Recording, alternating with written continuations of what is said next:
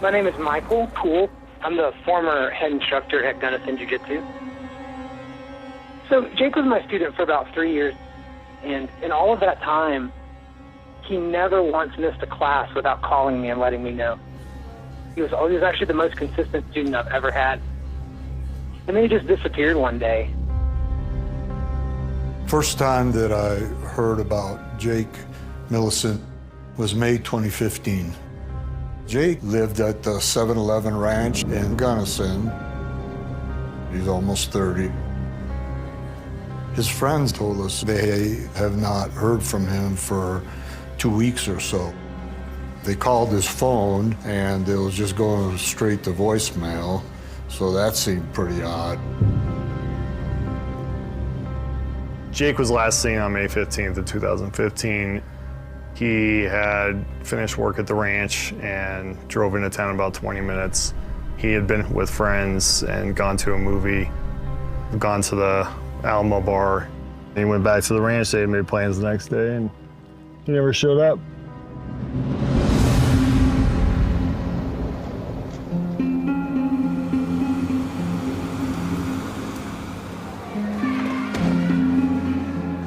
Jake, in his spare time, joined a Brazilian Jiu-Jitsu gym in Gunnison and was pretty religious about going to training weekly. People had kind of noticed he wasn't coming to Jiu-Jitsu anymore. Friends were saying that they'd gone out to the ranch and that Jake's truck was still there and his dog was there, and they just didn't like how things were kind of adding up.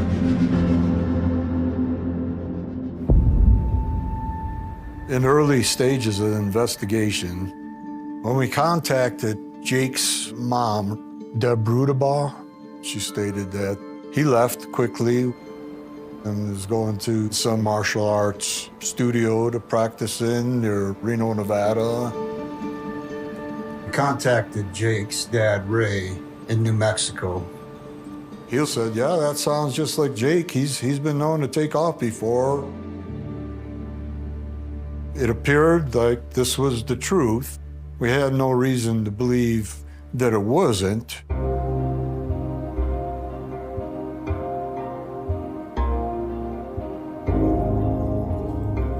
Deb met a guy in Boardman, Ohio, Ray, who became her first husband. They ended up having 2 children. First one was Stephanie, then the next born was Jake. Ray's uncle, Rudy, had a ranch in Gunnison, Colorado. At that point, Rudy needed some help, so Debbie was going up on weekends and spending some time up there. Well, in the process of that, her and Ray got a divorce. She took the children to live at the ranch. When Jake was 6, then Deb and Rudy, they ended up married. So the first time I went to the 7-Eleven ranch, the Rudabaugh family consisted of Rudy Rudabaugh and his wife, Deb. Rudy passed, so Deb was the only Rudabaugh left. Deb's son, Jake, was there. Later, her daughter, Stephanie, and Stephanie's husband, Dave, also were there. Jacob made it quite clear that he hated the ranch. He hated dealing with the animals.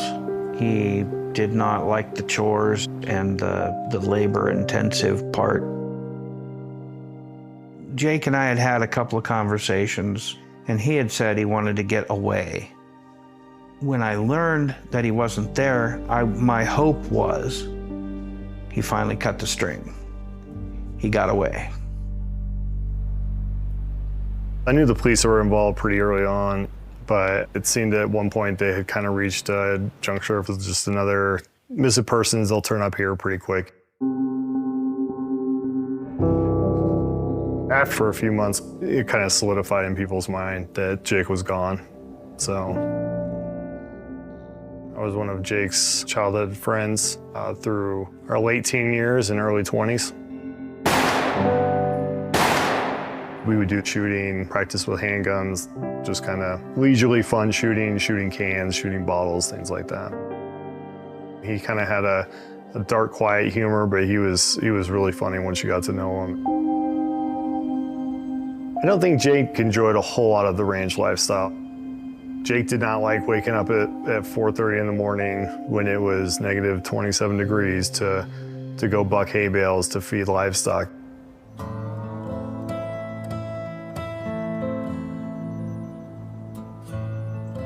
The 7-Eleven ranch was very run down.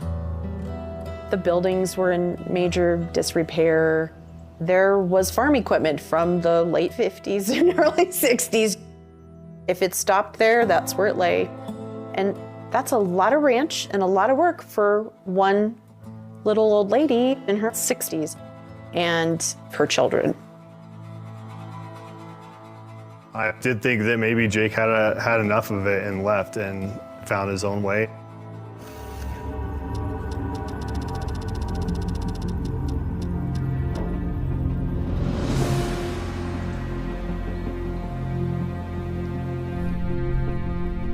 In April of 2016, my friend Dave, who is Steph's husband, invited me to the 7-Eleven ranch.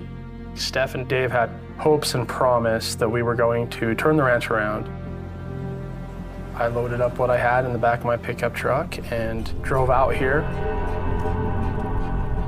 So there was a lot of really cool dreams and really cool ideas. There was a photo shoot there for Levi's vintage wear, 1800s Wild West shoot. They even had a model dress up similar to Billy the Kid and be in a casket. And we even thought it might be kind of fun to do a reality show there. It definitely gave us dreams. I never met Jake, because I didn't get invited until after Jake went missing. One of the first things Dave did is he actually gave me a gun and said, keep this gun just in case Jake comes back. So my very first thoughts on Jake is the guy's not a savory character. Steph had nothing good to say about him, and Dave really didn't have anything good to say about him. So one night we were having dinner and kind of having that same sort of topic, joking around and whatnot. And I just said something to the effect of, what if your mom killed him and buried him in the backyard? In an instant, I knew I'd crossed a line. Her laughter stopped, and she went cold. That was the last time I ever really talked about Jake or joked or did anything like that.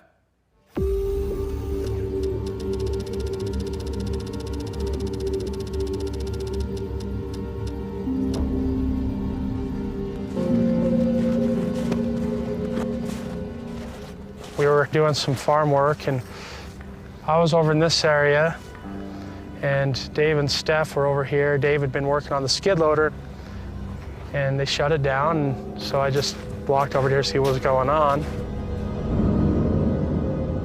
Seen Dave and Steph standing about right here, looking down at something in the manure pile, and I came around the corner and said, "Is that what I think it is?" So you could see a rib cage, and you'd see probably about 2 inches of the top of like jeans. So it was pretty obvious. Steph was angry, and so she started just yelling to Dave, just cover it back up, just cover it back up. It's just some wild game or a bear that Jake shot illegally. And Steph just looked at me and she's like, you know you can't leave now, right?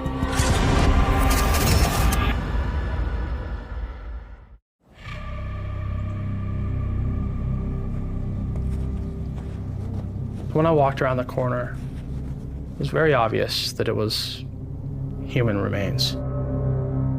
I figure it was a pretty fair assumption that it was Jake.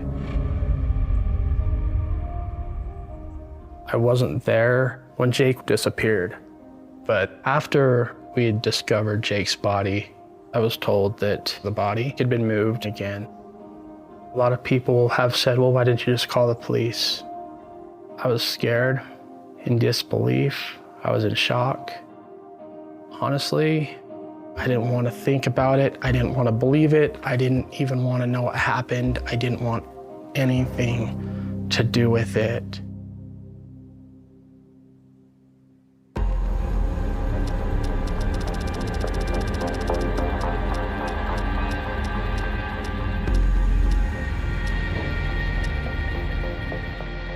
It started becoming clear that there was a lot of things that weren't adding up with Jake's family. The story kept changing on what exactly he was doing. Then the stories kind of started getting a little bit more elaborate and kind of crazy. He got involved with drug dealers and was on the run. I found that just absolutely insane, especially coming from the person who didn't even like to drink. So Jake's friends established a Facebook page called Where is Jake Millison? It was kind of a place where people could post things like, this is the last thing we've heard from Deb, or this is the last thing that we've heard from the police. Jake's friends were relentless. They helped us push this case along and kept feeding us information. It was quite early on that for Jake's friends, the family started to become suspect.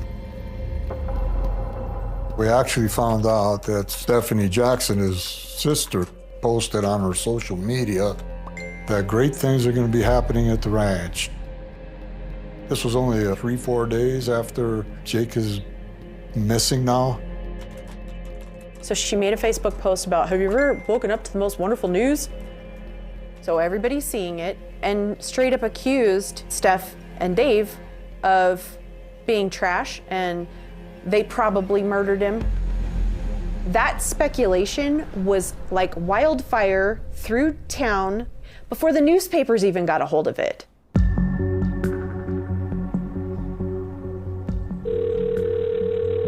Rudabos. Hey, Deb. Everything going okay for you? Well, except for, some of Jake's friends deciding to accuse my daughter and my son-in-law on killing him. Stephanie and Jake, as kids, never got along. They were oil and water. Jake would break a Barbie doll and Steph would tear up something of his in return.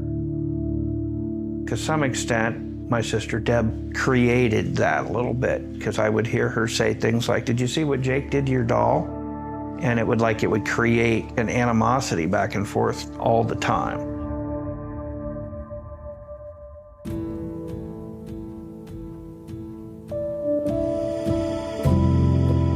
My first impression of Steph was she's a typical ranch girl, right?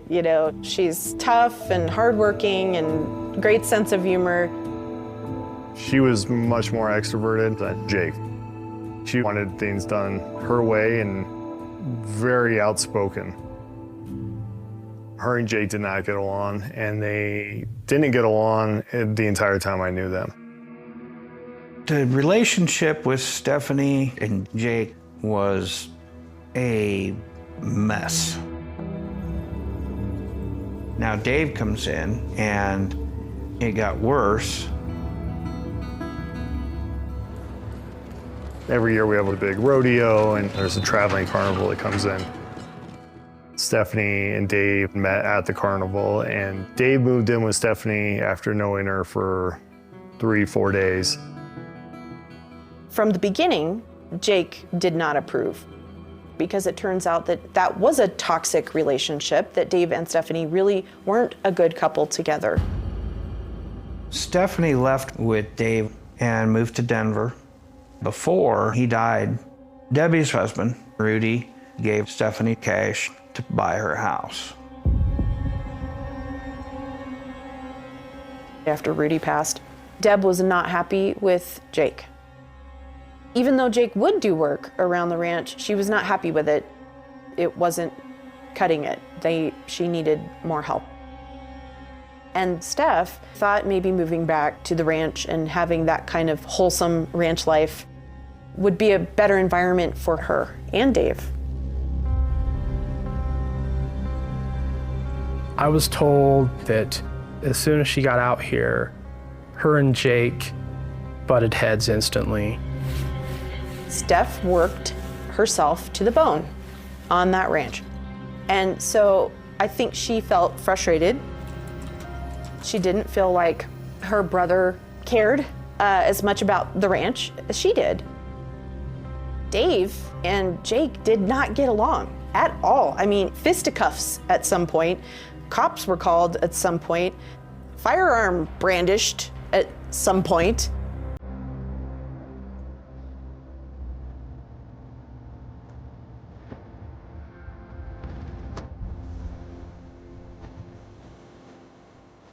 After Jake's disappearance, we learned that David Jackson had a criminal history, and at one point, Jake had a protection order against them because they had to fight. We heard from a couple of Jake's friends about David. The week before he went missing, I was out at the ranch. He full on tells us, if anything ever happens to me, it's my brother-in-law, Dave Jackson. And then it kind of just got more and more concerning. Jake had a 70s Harley-Davidson motorcycle that he cherished more than anything else and wouldn't let anybody touch it. He wouldn't let me ride it. Definitely would not let Dave anywhere near the bike. And after Jake had gone missing, pictures surfaced of Dave on the motorcycle. And that was a huge red flag for a lot of people. We also found out that some of Jake's friends went by the ranch and they saw a couple people by the burn pile across from the ranch. And they observed that they were burning a mattress. Our investigator went out, took the lodge, which was basically Jake's room, but it was a total mess. It was like a hoarding thing going on. But when they went to upstairs in the lodge, this room was sparkling clean. You could tell that somebody just wiped it down and there was a whole brand new box spring and mattress there. David Jackson and Stephanie have now moved into the lodge and they are living there. It's almost like Jake's not coming back. The ranch was worth a lot of money. We suspected that maybe this was just all about money.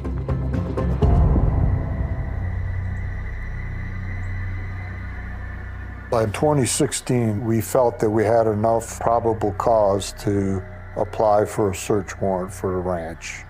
But we waited because there was a good amount of snow that year.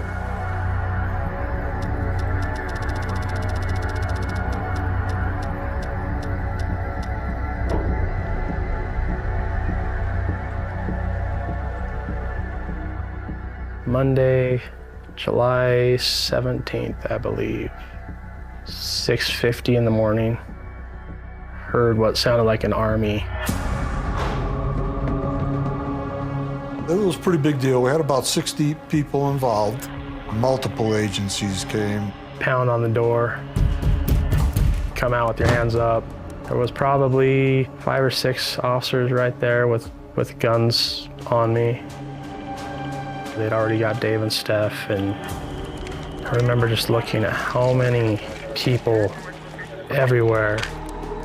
First thing, I walked past the porch where Deb's sitting and she's talking to police.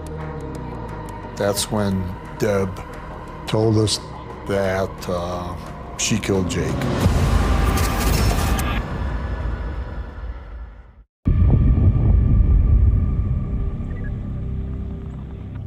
A whole group of us was waiting on an intersection close to the ranch. One of our deputies from the sheriff's office comes back and said, Deb just confessed. He threatened me so much, so I took a gun and shot him in the top of the head. Was it just one shot? Yes. I shot him in self-defense while he was asleep because I was afraid what would happen when he woke up again. That's not self-defense. We were actually very shocked that she said that.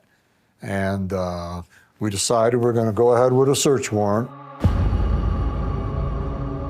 if we go ahead and do the search and we find the remains anyway, You will.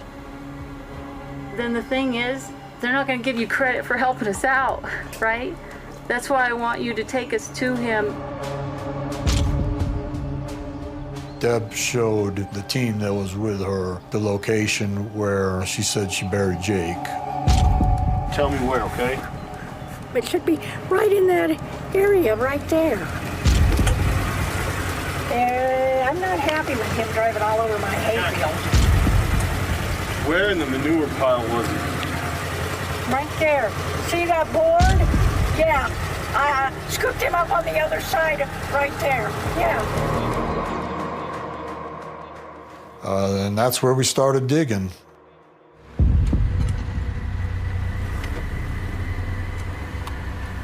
Really hope they know lamb parts from people parts.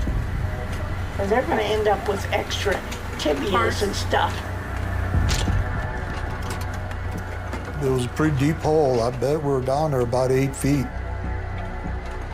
We found a barrel with some sheep or goat heads in there. Then it was after we found that barrel that we found the tarp that he was wrapped up in.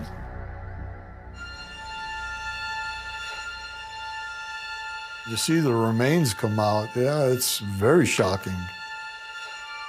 I mean, it just seemed like he was just dumped in there. I don't think I can make sense of it. I've never come across anything like this.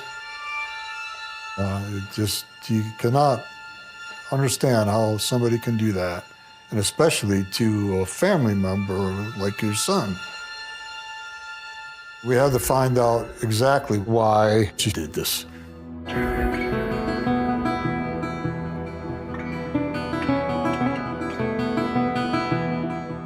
If you've spent any time in the Quartz Creek Valley, you knew exactly who Deb Rudabaugh was. Don't cross her, don't get in her way, don't get in her crosshairs, literally. I had a neighbor ask permission if he could cut across the 7-Eleven ranch to hunt. Deb almost blew his head off. She met him out there with a shotgun pointed at him. "What are you doing on my land? Get the blankety blank off my land." Okay, we're leaving, right? She was kind of dark. She wasn't friendly. She was very reclusive. She didn't really seem to care about anything other than her stuff. Deb was kind of a sociopath, right? She doesn't seem to be able to pick up what everybody else is putting down in the room. For a little old lady who didn't even weigh 100 pounds, she could be pretty scary. She was a true, Wild West woman. The relationship between Jake and his mother, Deb, never seemed to be a good one or a healthy one. When Stephanie and Dave moved to Denver, it was just Deb left at the ranch with Jake. The ranch became kind of a hoarder's paradise. She'd get stuff, bring it in, set it down, and she let things go. Jake felt that he really couldn't leave at that point. Jake just wasn't the kind of person that was just gonna up and abandon his family. So I think as much as he hated it, he still felt an obligation to be there and help out.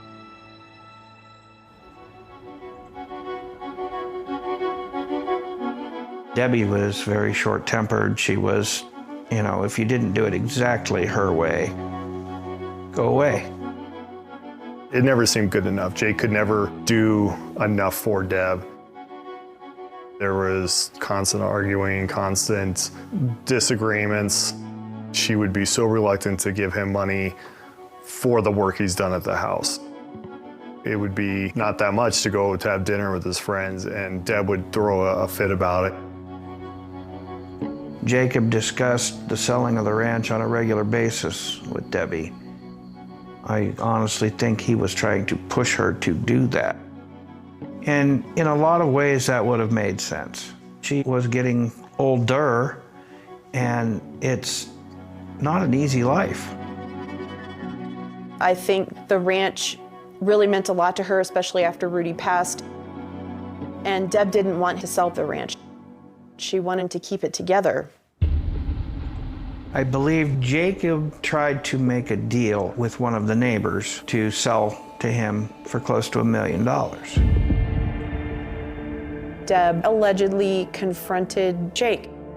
I think she said, well, I found out you were trying to sell pieces of this ranch off. A lot of people are like, well, how could a mother murder her own son? Well, when loyalty means everything to you, legacy means everything to you, and your son betrays the family, I don't think that Deb looked at Jake as her son at that point.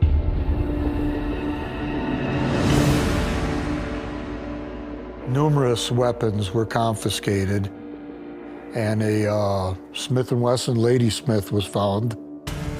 That ended up being the murder weapon. There was one shell that was fired in it, and it did come out to have Deb's DNA on it. But then we found out there was more to the story. The plan was for Deb to take the fall because she was going to be passing soon.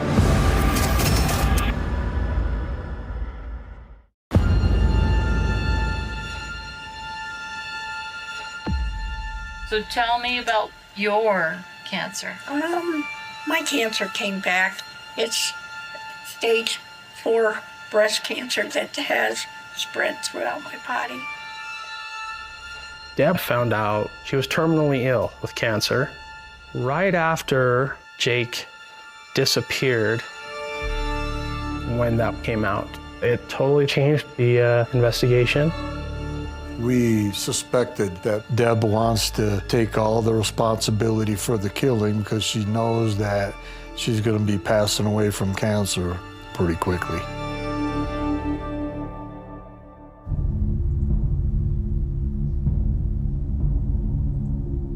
Before Jake disappeared, Deb had gallbladder surgery, and she couldn't even lift a gallon of milk. So how could somebody that couldn't lift a gallon of milk move a 220-pound body, 25 feet of floor, down a flight of stairs, across probably another 50 feet of floor through doors and obstacles? That doesn't make sense. The police saw Deb in the state that she was in, which was dying, and they were like, there's no way she could have done this alone. Stephanie and David were suspects all along. We just didn't know to what extent they were involved.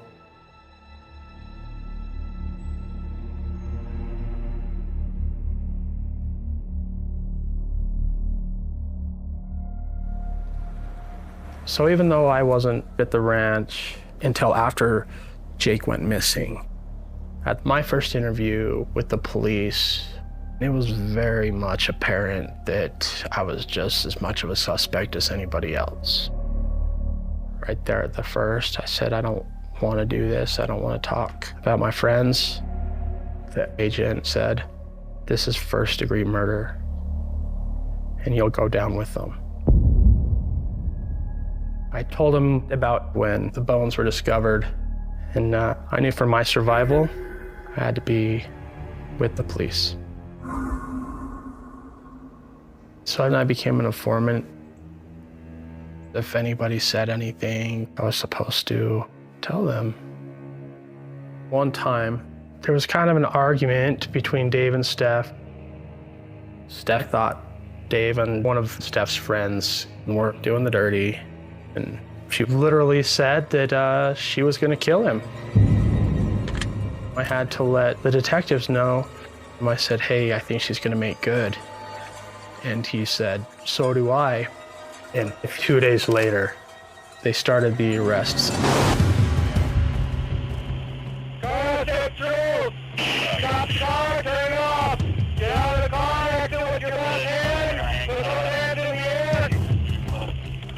New at 6 tonight, a Gunnison woman charged with murdering her 29-year-old brother. 33-year-old Stephanie Jackson was in court charged with first-degree murder, among other charges. Signal to the right, point over 46. Open up the door! Step out! Hands in the air, walk back to me! Another arrest is made in the murder of a 29-year-old man from Gunnison.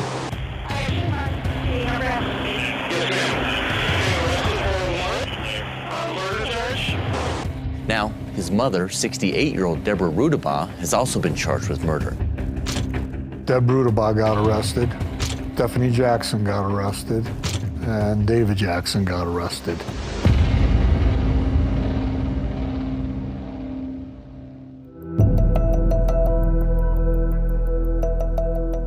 Stephanie and David were interviewed. We figured Stephanie knew a lot more that she was telling us, and we couldn't imagine that David didn't know what Stephanie knew. What do you know then about Jake's whereabouts at this point? I don't know anything about it. Do you think your mom had something to do with Jake's disappearance? Oh, I would hope not, but I mean... And it's your position that you don't know anything? No, I don't think... She's never told you anything? No.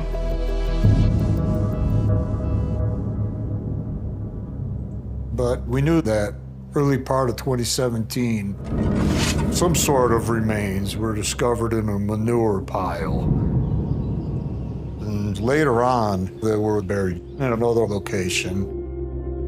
You saw the body and you knew it was a body, right? I knew it was a body. I didn't know what kind of body. No, come on.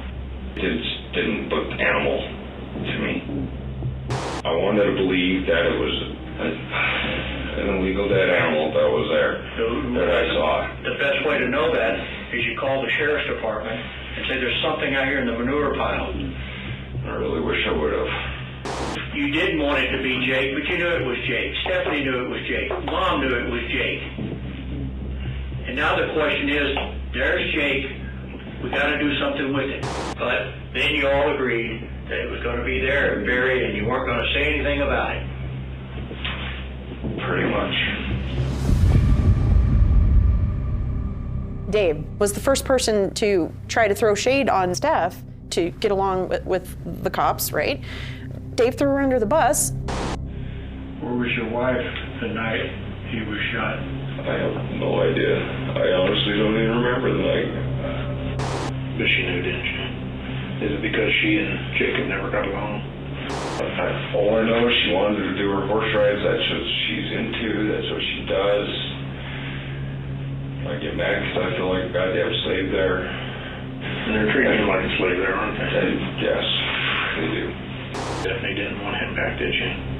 I don't believe so.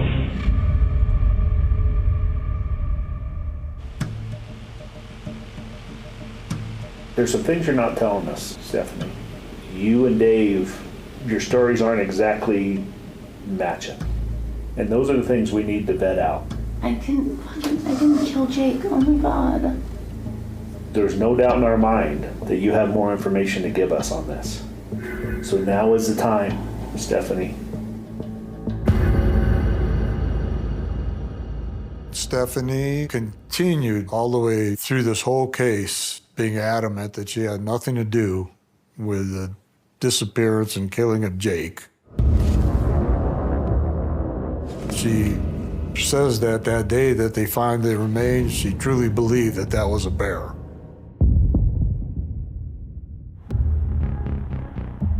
One of Stephanie's inconsistencies was that she said she was in Denver on the 16th when Jake was missing, but telephone records show that she was in Gunnison.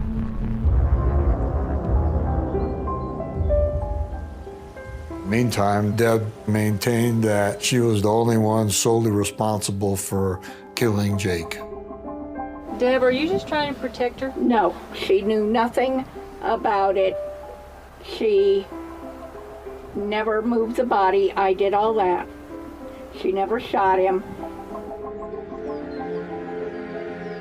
It was later on, Deb did say they had conversations, and Stephanie would just nonchalantly say, well, the only way he's going to leave is in a body bag.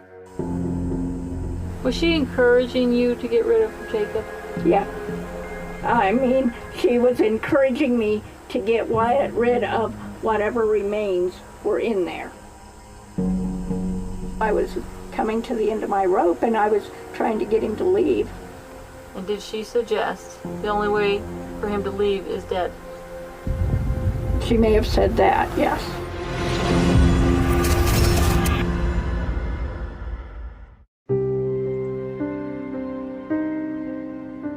I believe what drove Jake's murder was the will and where the ranch was going to go when Deb died. It's cattle ranching land. It had the potential to be very valuable. My sister was very inconsistent. She had a number of wills drawn up every time she changed her mind. There was like 9. 3-4 weeks before Jake was killed, Deb changed her will and took Jake out of it. The only time I ever put it totally in Stephanie was just before I went in for the surgery type of thing. And Stephanie would have wanted to keep it a working ranch. Yeah. Jake was going to wait till I was dead and sell it, so he got all the money.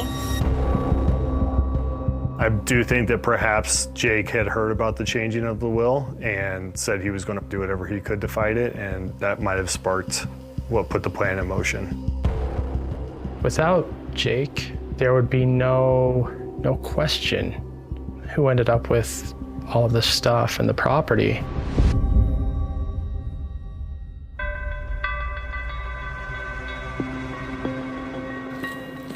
The case boiled down to what the district attorney could prove at that point with the evidence that they had. Deb took a plea bargain for murder second degree. She's got 40 years. Stephanie, along with David, took a plea tampering with a deceased body. Stephanie got 24 years for her charge. David got 10 years on his charge. They ended up having to reduce charges. They simply couldn't put the gun in Stephanie's hand, so to speak. Justice was partly done. It would have been awesome to have Stephanie be convicted with Jake's murder as well.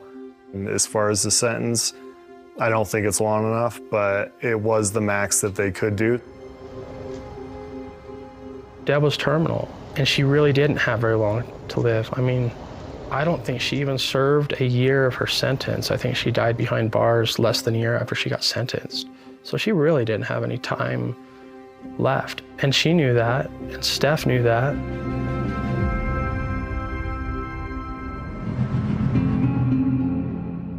Though my sister said, I did it, I still have doubt.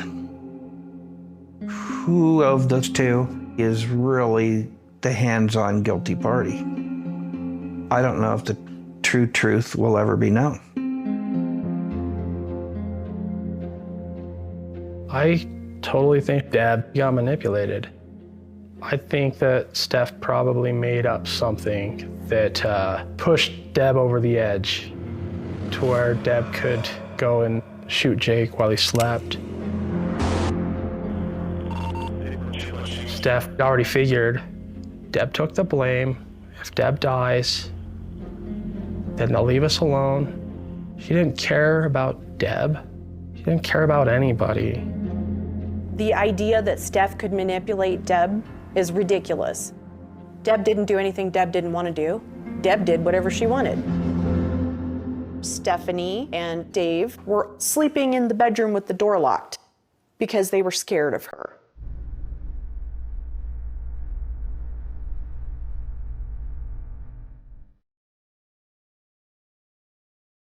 I believe if my sister had allowed Jacob to go his own way, that he'd still be here. That's what we're saying with Jake's murder, as he was close to being able to, I think, be free of the life he had, and it's not the life that he wanted. I think he could have done great things. I want to remember Jake as the kid that was starting to have an automotive interest in something that we shared. You know, he was proud the day he took me for a ride in that little sports car he bought. And I enjoyed it. He let me drive it.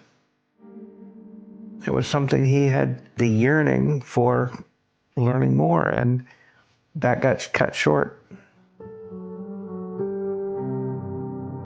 Deb did a lot of damage. The very thing that she was trying to prevent from happening has indeed happened. That ranch has been sold. It is not part of their family anymore. She destroyed that entire family. She might as well have killed both of her children. Jake touched a lot of people. They probably didn't even know that he did. And there were a lot of people that cared about him. And I don't know if he ever got to see that in his life, but I can only hope that he knows that now.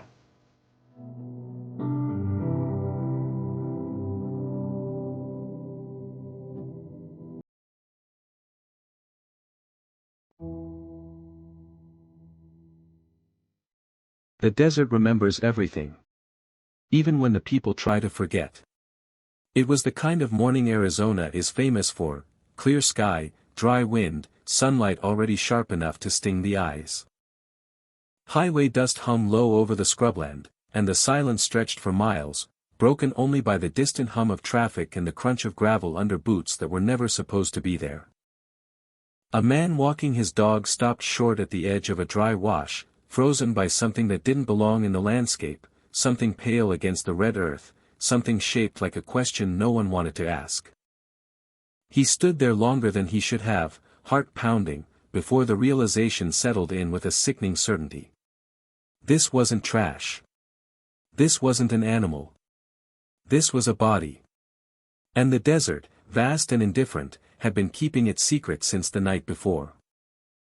By noon, the wash was crawling with patrol cars and yellow tape, their colors violently out of place against the muted browns of the desert floor. Deputies moved carefully, radios crackling, voices low, as if speaking too loudly might wake something that was better left asleep.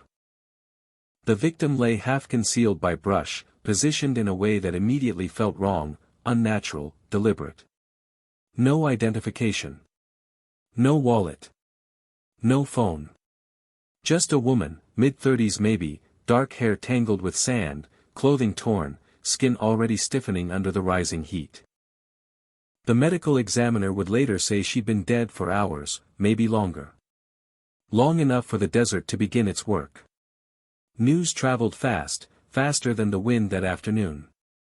By evening, local stations were running urgent banners: woman found dead outside Phoenix. By nightfall, the language sharpened. Homicide suspected. And within days, the phrase that would haunt the case for the next 2 decades was whispered into microphones and printed in bold type: cold case in the making. The community felt it immediately, that collective tightening in the chest, the sense that something had slipped through the cracks and might never be retrieved. Her name was revealed the next morning. Emily Carter. 32 years old. A medical billing specialist who lived alone in a modest apartment complex on the outskirts of the city. No criminal record. No known enemies. According to friends, she was careful, routine-oriented, the kind of person who texted when she got home and locked her doors without thinking twice. The kind of person who wasn't supposed to end up in a dry wash miles from home, her life reduced to evidence markers and unanswered questions. Detectives started where they always do, reconstructing the last known hours of a life that had ended too abruptly. Emily had left work at 5:14 p.m. the night before. Security footage showed her walking to her car, purse on her shoulder, keys in hand, nothing out of the ordinary. She stopped for gas. Bought a bottle of water. The clerk remembered her because she smiled, because she said thank you, because there was nothing memorable about her at all. And then, somewhere between that brightly lit convenience store and the quiet parking lot of her apartment complex, Emily Carter vanished. Her car was found the following day, parked crookedly in her assigned spot, driver's side door unlocked. No signs of forced entry. No broken glass. Inside, everything looked almost normal, almost. Her purse was there, wedged between the passenger seat and the center console. Cash untouched. Credit cards intact. What wasn't there stood out more than what was. Her phone. Gone. Her keys. Missing. And on the driver's seat, a faint smear that would later test positive for blood, though not enough to tell a story on its own. The apartment complex became a hive of activity.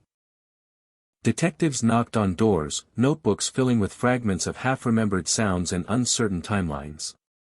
A neighbor thought she heard voices arguing sometime after midnight, but couldn't be sure. Another recalled a car idling too long near the entrance, headlights off, engine low. No one saw Emily arrive home. No one saw her leave. The security cameras that should have watched over the lot that night were pointed just slightly too high, their blind spots swallowing the most critical moments whole. The autopsy brought answers that only deepened the mystery. Emily had been beaten. Strangled. The injuries suggested rage, force applied again and again, far beyond what was necessary to kill. Defensive wounds marked her arms and hands. She had fought hard. Under her fingernails, the examiner collected skin cells, microscopic traces of someone else, someone who had been close enough, long enough, to leave part of themselves behind.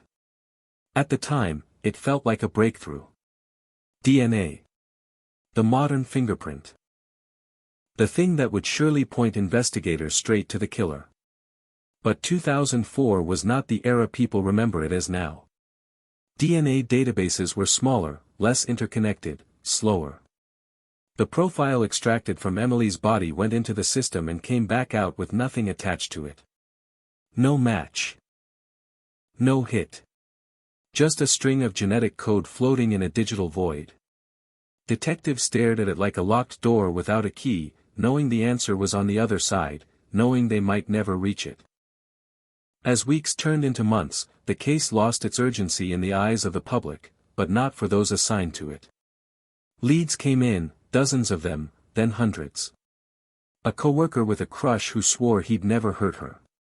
An ex-boyfriend from years earlier, cleared after a solid alibi. A drifter arrested nearby who bragged about crimes he couldn't possibly have committed. Each tip raised hopes just long enough to dash them again, leaving behind the dull ache of another dead end. The media's tone shifted. What had started as breaking news became a recurring headline, then a footnote. Arizona cold case still unsolved. Emily's face appeared on flyers, on billboards, on the evening news beside phone numbers no one seemed able to dial with the right information. Her parents gave interviews, their grief raw and unfading, asking the same question over and over into different microphones: who did this to our daughter, and why? Behind closed doors, detectives argued theories. Was it a random attack, a crime of opportunity that spiraled out of control? Or something more personal, someone Emily knew, someone who had been inside her life before forcing his way inside her car? The unlocked door bothered them. So did the missing phone. So did the fact that no one, not a single witness, could place another person with her that night. It was as if she had stepped out of the light and into the dark all on her own. Years passed. Files thickened. New detectives inherited old notes, trying to hear the echoes of urgency in reports written by men and women who had long since moved on or retired. The DNA sat quietly in evidence storage, preserved, waiting for a future no one could yet imagine. Emily's apartment was rented to someone else. Her parking spot filled by a different car. Life, indifferent and relentless, kept going. And yet, in the community, something lingered. A sense of unfinished business. Parents walked their daughters to their cars a little more often. Apartment doors stayed locked a little tighter. The desert, still and patient, held its breath, knowing what humans did not. That time was not done with this story yet.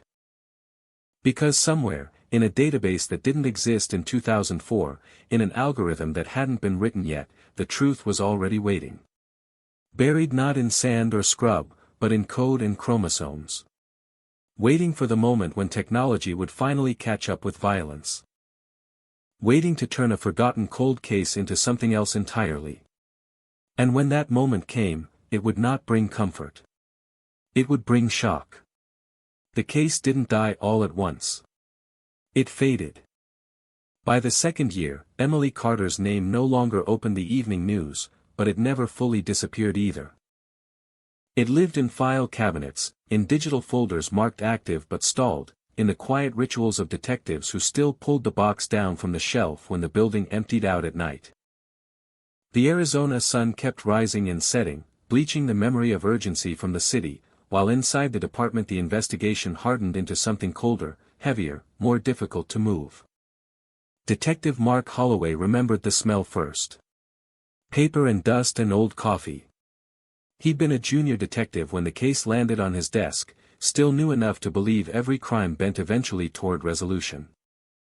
Emily's photo stayed pinned above his workspace long after others had rotated out.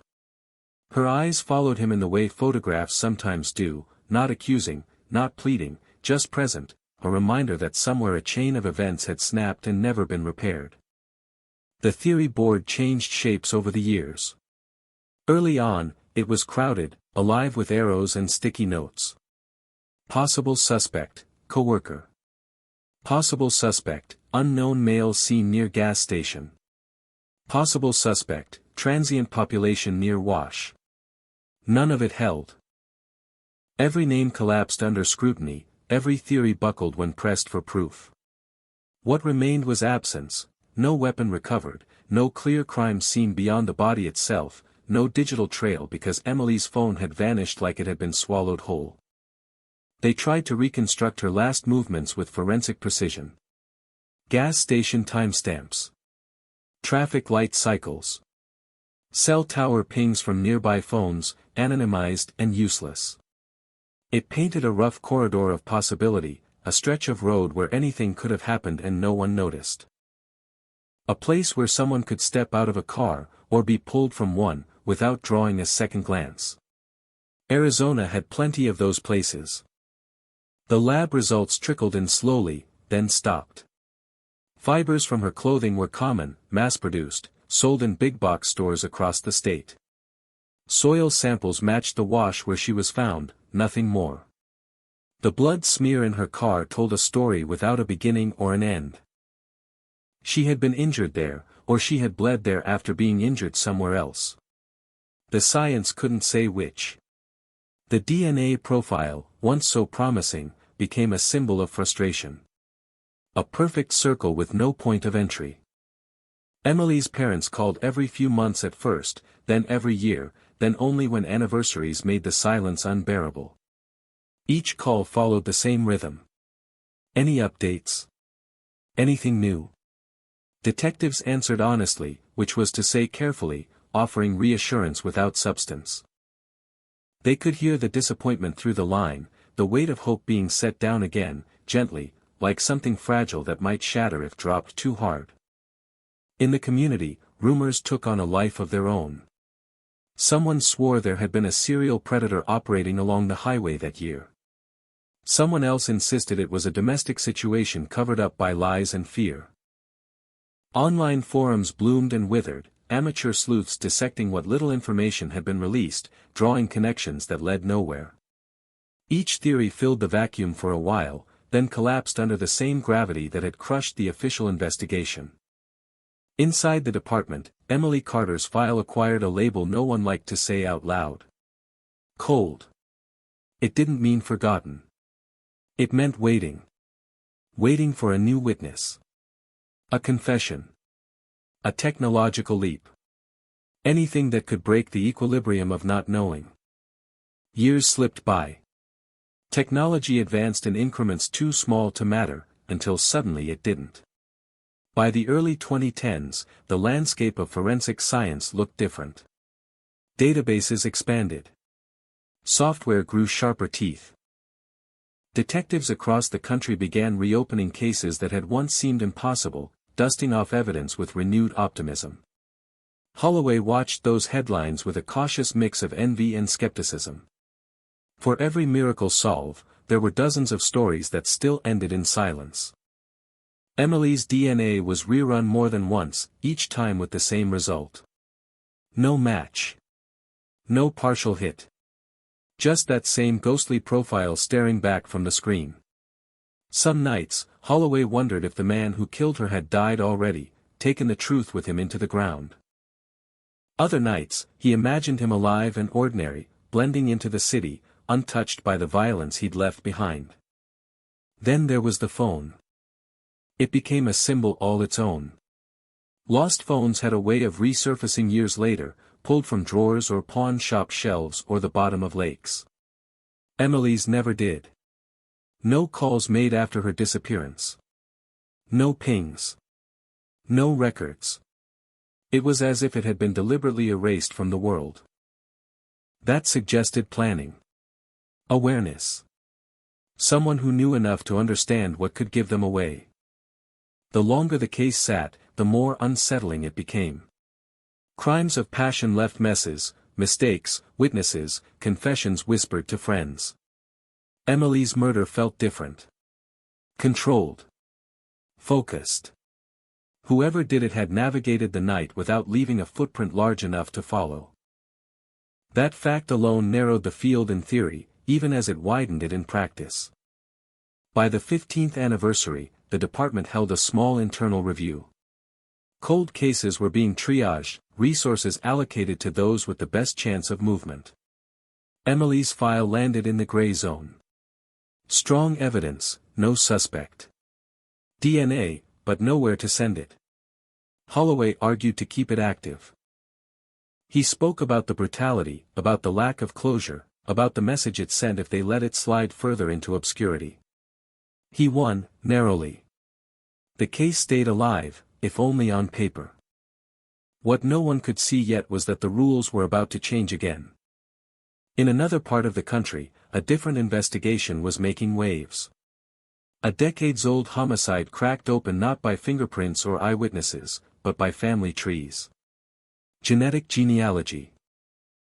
The idea that DNA didn't have to match a suspect directly, it could match a relative, a distant cousin, a branch on a family tree that eventually led to a name. It was controversial. Powerful. Unsettling. And it worked. The headlines reached Arizona like a tremor.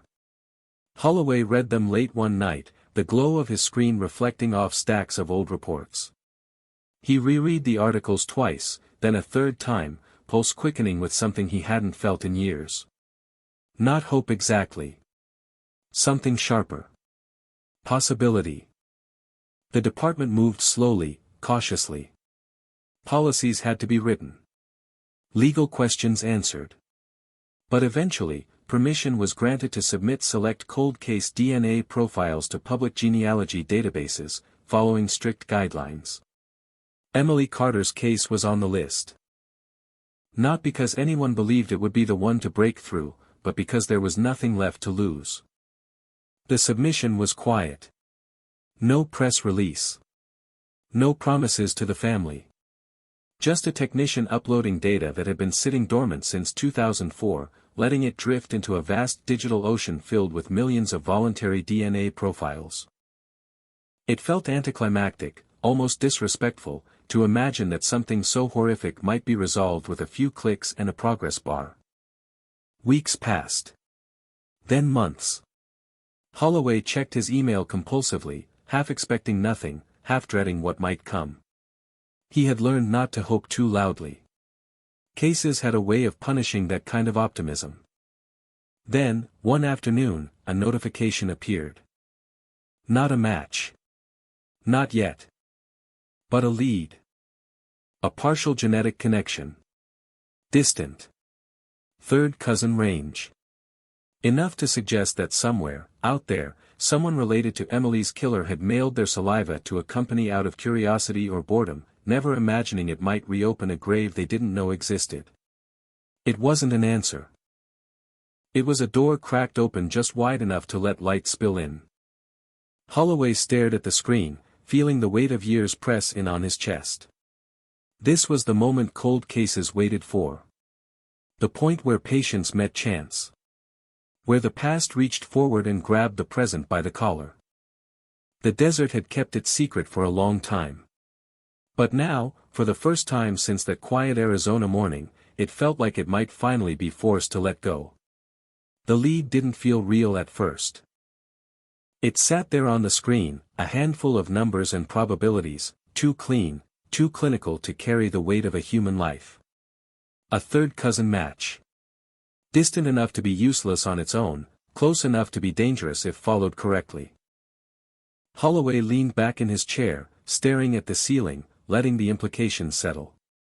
This wasn't a suspect. It wasn't even a person. It was a direction. And directions, in cases like this, could either lead straight to the truth or straight off a cliff. Genetic genealogy wasn't magic. It was slow, painstaking, and unforgiving. Every branch of a family tree had to be traced, every marriage, every birth, every death accounted for. One wrong assumption and the whole structure collapsed. The department brought in a specialist, a civilian analyst who spoke the language of chromosomes and census records fluently, who could turn fragments of DNA into lines on a chart that eventually spelled out a name. They started where the data told them to start, with the shared ancestor. Somewhere in the mid-20th century, a man and a woman whose lives had unfolded in relative obscurity, raising children who scattered across states and decades. The analyst pulled birth certificates, marriage licenses, obituaries. Names multiplied. Families branched. Some lines went cold immediately, ending in daughters with no male descendants, or sons who had died young. Others stretched forward into the present, sprawling and messy. Holloway watched the process with a mixture of fascination and dread. Each box on the chart represented a person who had nothing to do with Emily Carter, at least not knowingly. Ordinary people, living ordinary lives, now being pulled into the gravity of a murder they'd never heard of. It felt invasive. Necessary, but invasive. The cost of solving something that had refused to be solved. As weeks turned into months, the tree narrowed. The analyst circled one branch in red. Male descendants. Right age range. Living, or having lived, in Arizona around 2004.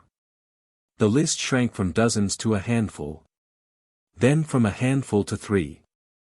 3 men, all related distantly, all plausible on paper. The room grew quiet when their names were read aloud. This was the point where theory began to harden into something sharper. They pulled records. Employment histories. Addresses. One had lived out of state during the relevant period. Another had been incarcerated on unrelated charges. That left one. A name that meant nothing at first glance. No criminal record worth mentioning. No headlines. Just a man who had existed quietly in the background of the state for years, passing unnoticed through the same sunlight and dust as everyone else. He had lived less than 10 miles from Emily Carter in 2004. The realization landed without drama, without the cinematic rush people expected from breakthroughs. It was quieter than that.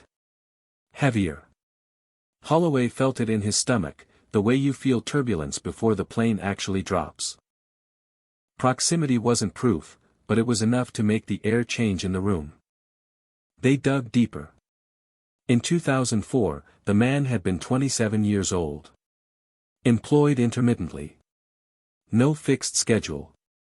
Lived alone at the time. He owned a car that matched the vague descriptions pulled from old witness statements, dark, nondescript, the kind of vehicle that blended into traffic and memory alike. None of it was definitive. All of it mattered. The question hung unspoken: how do you approach a man who has no idea he's been hunted by his own DNA? You don't knock on the door right away. You watch. You learn. You build a case that can survive daylight. Detectives pulled trash records, old utility bills, anything that could put him in the right place at the right time. They re-interviewed witnesses who hadn't been contacted in years, careful not to tip their hand. Memories were brittle now, warped by time and suggestion, but occasionally something rang true. A neighbor who remembered a car leaving the lot late that night, engine revving too hard. A coworker of Emily's who recalled her mentioning someone strange hanging around the complex a week before she died, a man she couldn't quite place. The suspect's name stayed out of official documents at first, replaced by a designation that felt both clinical and ominous, person of interest. Holloway hated it. It stripped away humanity, on both sides. Emily became victim, the man became a letter, and the violence between them turned abstract. But abstraction was safer. It kept emotions from contaminating evidence. They needed his DNA. And they needed it legally. Under the cover of routine surveillance, detectives followed him for days. He went to work. He bought groceries. He filled his gas tank at the same kind of convenience store Emily had visited on her last night. At one point, Holloway watched him stand in line, scrolling through his phone, looking bored, unremarkable, alive. The disconnect was jarring. This man, possibly responsible for a brutal killing, moved through the world unscarred by suspicion. The opportunity came on a Tuesday morning. A coffee cup discarded in a public trash can. A cigarette butt crushed into asphalt outside an office building. Items abandoned, no expectation of privacy. The lab moved fast. Too fast, it seemed, for something that had taken nearly 20 years to reach this point. When the results came back, the room emptied without anyone saying a word. The match was not partial. Not distant. It was direct. The DNA under Emily Carter's fingernails matched the DNA from the trash. Statistically indistinguishable. A probability so overwhelming it barely deserved to be called a probability at all. For a long moment, Holloway couldn't breathe. This was it. The thing detectives chased their entire careers. A line drawn cleanly from evidence to a living person. The years collapsed inward, the frustration and false starts compressing into a single, undeniable truth. But truth had consequences. They brought him in for questioning that afternoon, framing it as routine, careful to keep the room calm, the tone neutral. He didn't resist. He didn't ask why. He sat across from Holloway with his hands folded, eyes alert but guarded. When they mentioned Emily Carter's name, something flickered across his face. Too quick to read, too quick to ignore. He denied knowing her. Denied being near her apartment. Denied everything, calmly, evenly, like a man reciting a well-practiced script. Holloway watched his body language, the tightening of his jaw, the way his foot tapped against the floor despite his otherwise controlled posture. Lies weren't always dramatic. Often, they were quiet. When the DNA was mentioned, the air changed. Not immediately. There was no outburst, no sudden collapse. Just a pause. A fraction of a second where his eyes lost focus, like a man realizing the ground beneath him wasn't as solid as he'd believed. He recovered quickly, asking for a lawyer, the script switching seamlessly to a new act. The interview ended there. It had to. But it didn't feel like an ending. It felt like the moment before a storm breaks. Outside, the Arizona sun blazed on, indifferent as ever. Inside, Holloway stood alone in the observation room, staring at the empty chair. For years, the case had been defined by absence, no suspect, no answers, no closure. Now there was a name. A face. A living, breathing person connected irrevocably to the violence that had shattered a family. The cold case was cold no longer. And yet, even as the path forward sharpened, a darker question began to form, one that would complicate everything that came next. Because DNA could tell them who. It could not yet tell them why. The arrest didn't come right away. It couldn't. DNA was powerful, but it was not a confession, and it was not a full story. Holloway knew better than to rush. Too many cases had collapsed under the weight of their own momentum, prosecutors forced to explain gaps they couldn't fill, juries left unconvinced by science alone. The truth was close now, close enough to touch, but still wrapped in layers of uncertainty that had to be peeled away carefully, one by one. The suspect went back to his life with a lawyer at his side and a shadow behind him. Surveillance resumed, quieter this time, more deliberate. Detectives needed context. They needed motive. They needed to understand how a man with no meaningful criminal history could be tied so violently to a woman who, on paper, had never crossed his path. They started with geography. In 2004, he had lived in a small complex just off a secondary road, a place easy to miss unless you were looking for it. From there, it was a straight shot to Emily Carter's apartment. No highways. No cameras back then. Just long stretches of asphalt and streetlights that flickered more than they shone. The route was memorized quickly by detectives, driven again and again, day and night, until it felt uncomfortably familiar. Then they looked at work. Employment records showed him bouncing between jobs that year, warehouse shifts, temporary labor, nothing steady enough to anchor his nights. On the evening Emily disappeared, there was no time card. No coworker who could swear he'd been somewhere else. Just a blank space where an alibi should have been. Holloway reopened Emily's personal life, this time with a different lens. Old emails. Archived text messages recovered from backups no one had bothered to check before. Most of it was mundane, work complaints, dinner plans, casual jokes, but buried among the ordinary were a few messages that made the room go quiet. Notes to a friend about a man who had approached her in the parking lot weeks before her death. He'd asked for directions. Complimented her car. Lingering a little too long. She'd brushed it off at the time, writing it off as awkward, harmless.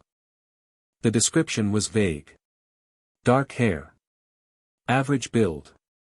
Mid to late 20s. The kind of description that could fit half the city. But it was something. A point of contact that no one had taken seriously enough when it mattered. Detectives went back to the apartment complex, standing in the same place as Emily had stood, watching how easy it was to see without being seen. How a stranger could blend into the background, mistaken for a neighbor or a guest. How routine could become vulnerability without anyone noticing the moment it happened. Meanwhile, the lab continued its work. They re-examined the injuries with fresh eyes, comparing them to the suspect's physical profile. Height. Weight. Dominant hand. The force required to inflict the damage described in the autopsy. It lined up with uncomfortable precision. The pattern of bruising. The angle of the blows. The compression marks on Emily's neck. This wasn't guesswork. It was physics, anatomy, and inevitability. Still, something was missing. The phone remained gone. The murder scene remained fragmented. And the suspect remained silent. Prosecutors pressed for answers Holloway couldn't yet provide. Why her? Why that night? Why leave the car but take the phone? Why the wash? Each question opened a new hole in the narrative, gaps that a defense attorney would tear open without mercy. The break came from an unexpected direction. A financial analyst assigned to cold cases noticed something odd while reviewing old bank records. Emily's debit card had been used once after her estimated time of death. Not at a store. Not at an ATM. A failed transaction. Gas station. Declined due to incorrect PIN. The time stamp was early morning, hours before her body was found. The location was miles from her apartment, along a highway that cut straight through the desert. At the time, it had been dismissed as a glitch. Now, it felt like a footprint. They pulled the station's old records. The security footage was long gone, overwritten years earlier, but the location itself told a story. Isolated. Poorly lit. Easy to enter and exit without drawing attention. A place someone might stop if they were panicking, if they were trying to put distance between themselves and what they'd done. Cell tower data from the suspect's phone, limited, incomplete, showed a ping in the general area around the same window of time. Not proof. Not certainty. But another thread woven into an increasingly tight pattern.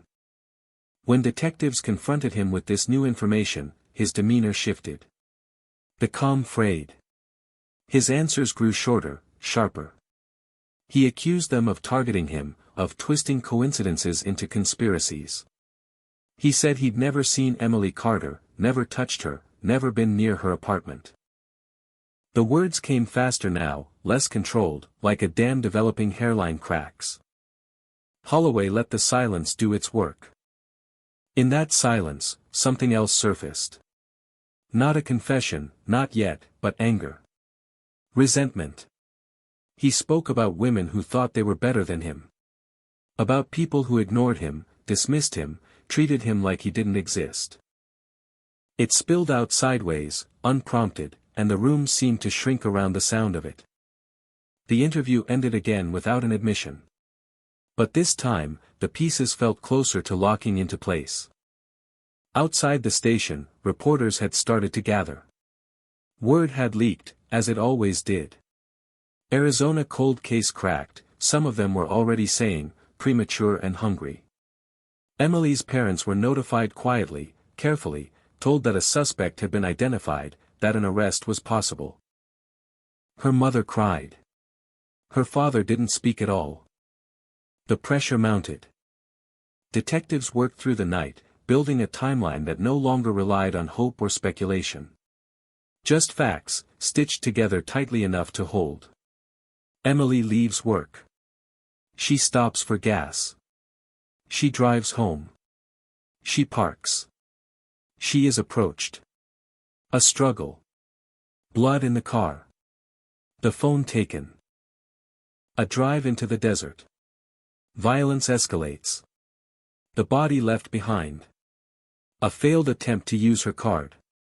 A man returns to his life, carrying a secret that technology would not be able to touch for nearly 20 years. When the warrant was finally signed, it felt less like victory and more like inevitability. The arrest was quiet. No chase. No resistance. He was taken from his home in handcuffs as the sun rose, the same Arizona light that had watched Emily Carter disappear now illuminating the face of the man accused of ending her life. He said nothing as he was led away, eyes forward, jaw clenched, a mask pulled tight one last time.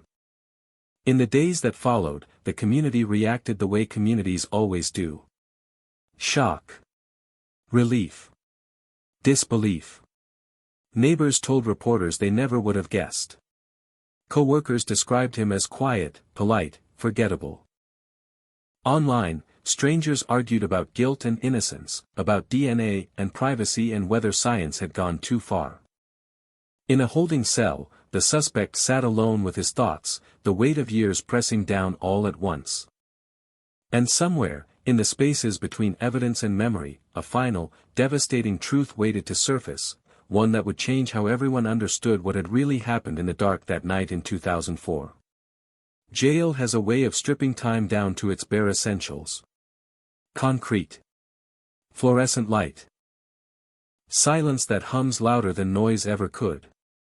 The suspect sat alone, counted and recounted, hours blurring into one another as the weight of the accusation settled in. For nearly 20 years, the truth, whatever shape it took, had belonged only to him. Now it belonged to the state. To the evidence. To the memory of a woman whose name had never stopped echoing in the files stacked just beyond those walls.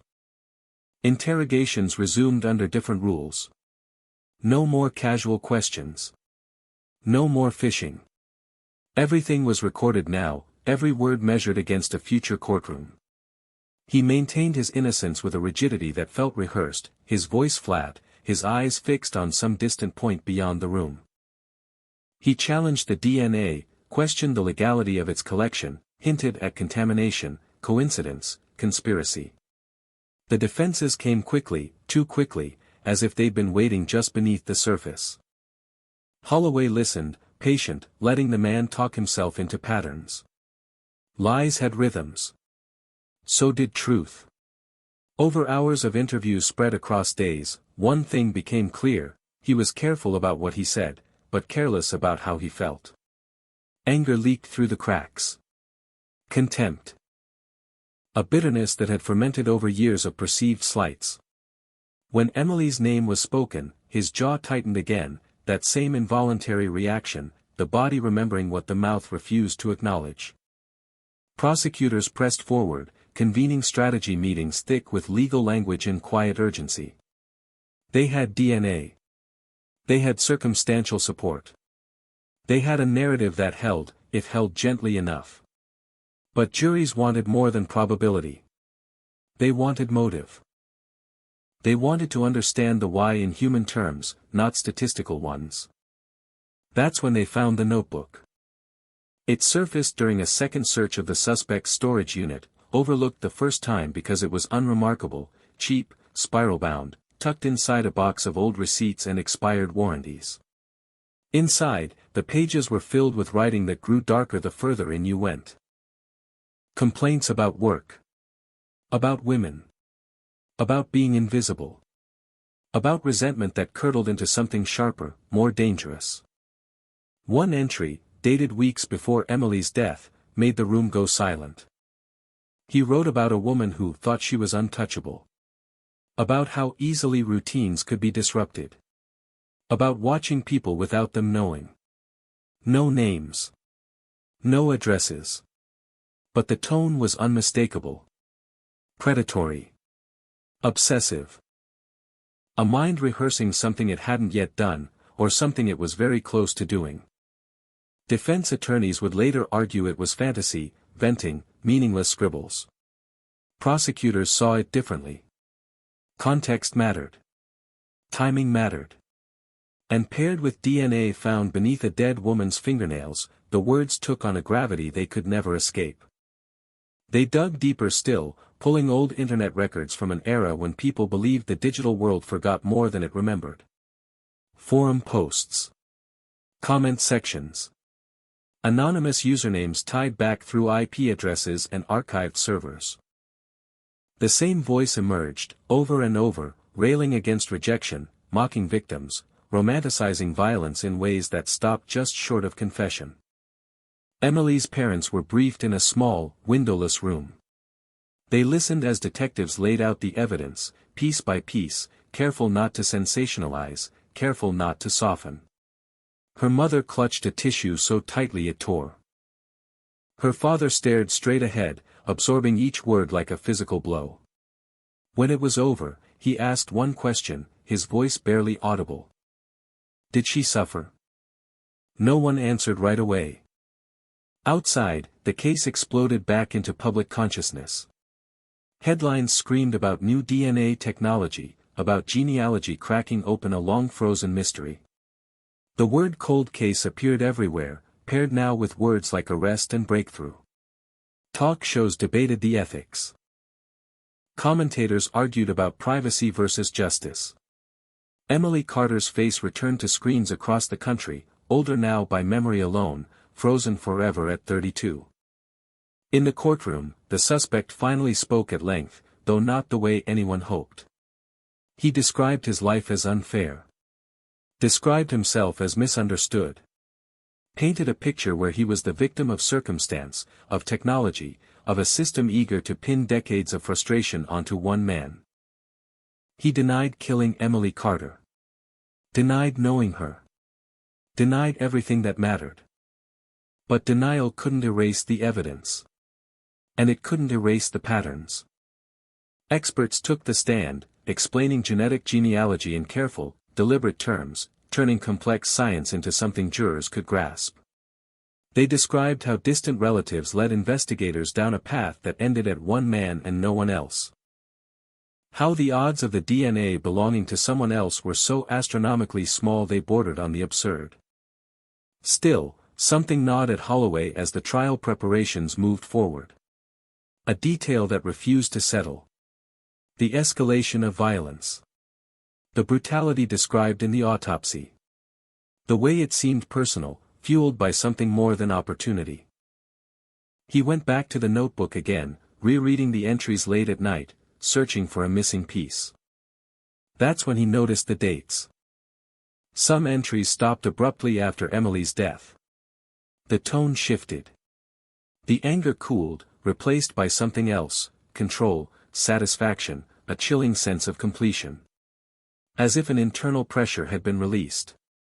As if whatever had been building had finally found its outlet. The implication was unsettling. This wasn't just about Emily Carter. It was about what might have happened if she hadn't crossed his path. About how close the community might have come to something even worse.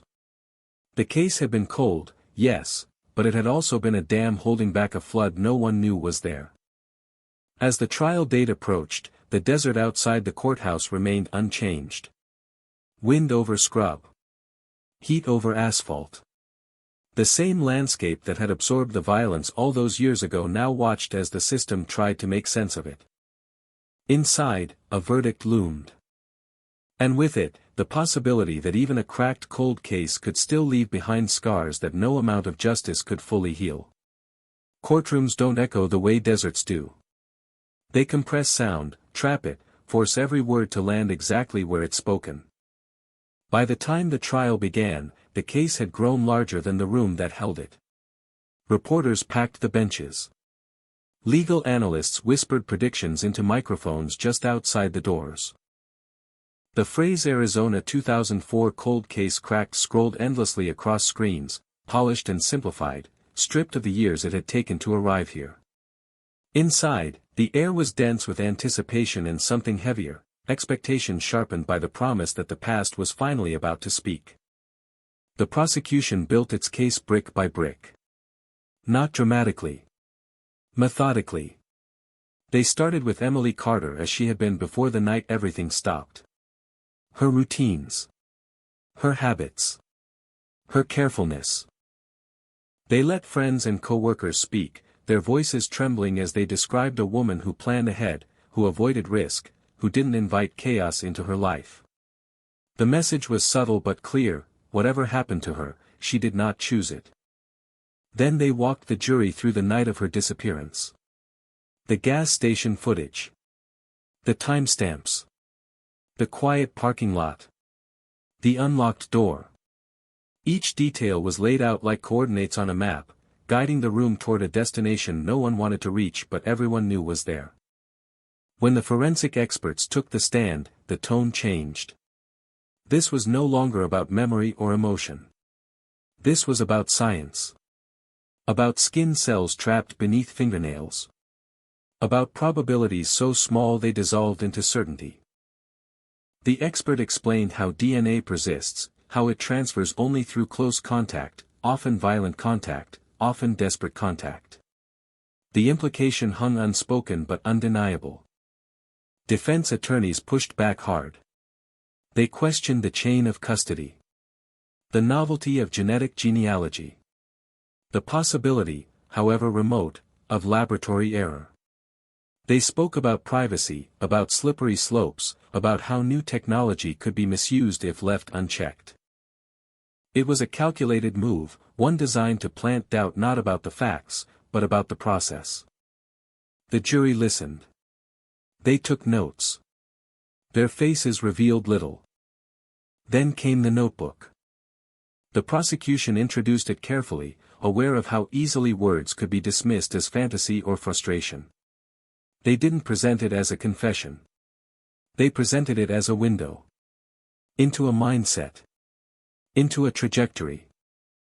They read excerpts aloud, letting the language speak for itself, the bitterness, the fixation, the simmering hostility toward women who didn't know their place. The room grew still. Even the defense didn't object. Some things were too raw to interrupt. When the suspect took the stand in his own defense, the tension peaked. He spoke calmly at first, insisting he was being misinterpreted, misrepresented. He said the writing was private, exaggerated, a way to vent. He said the DNA meant nothing because he had never met Emily Carter and couldn't explain how it got there. He framed himself as a casualty of circumstance, of science evolving faster than law. Then the prosecutor asked him about the phone. Emily's phone. He hesitated. Just long enough. He said he didn't know anything about it. Didn't know where it was. Didn't know why it was gone. His voice stayed steady, but his hands betrayed him, fingers curling and uncurling on the edge of the witness stand. The jury noticed. Holloway noticed.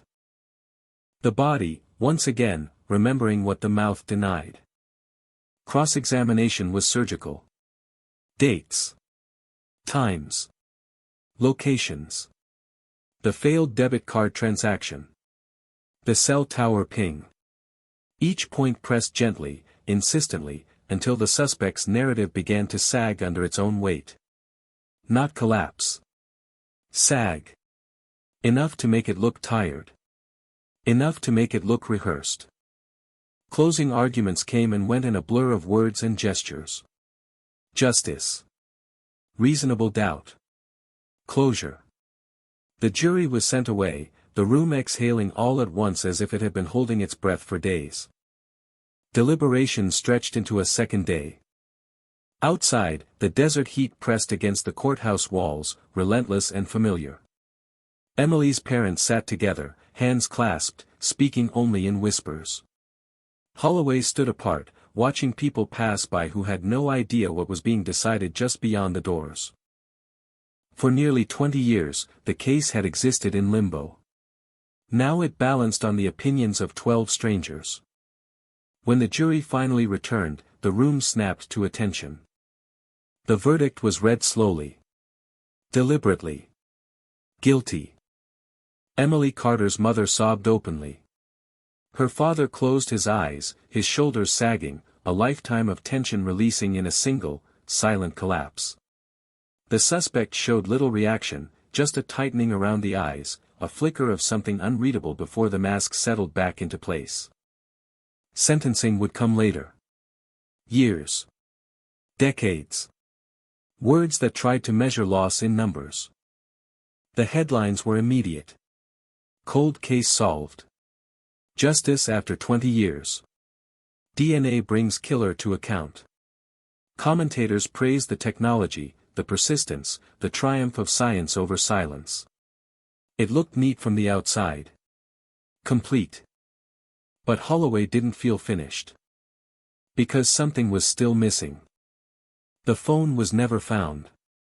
The exact sequence of events between the parking lot and the desert remained fragmented.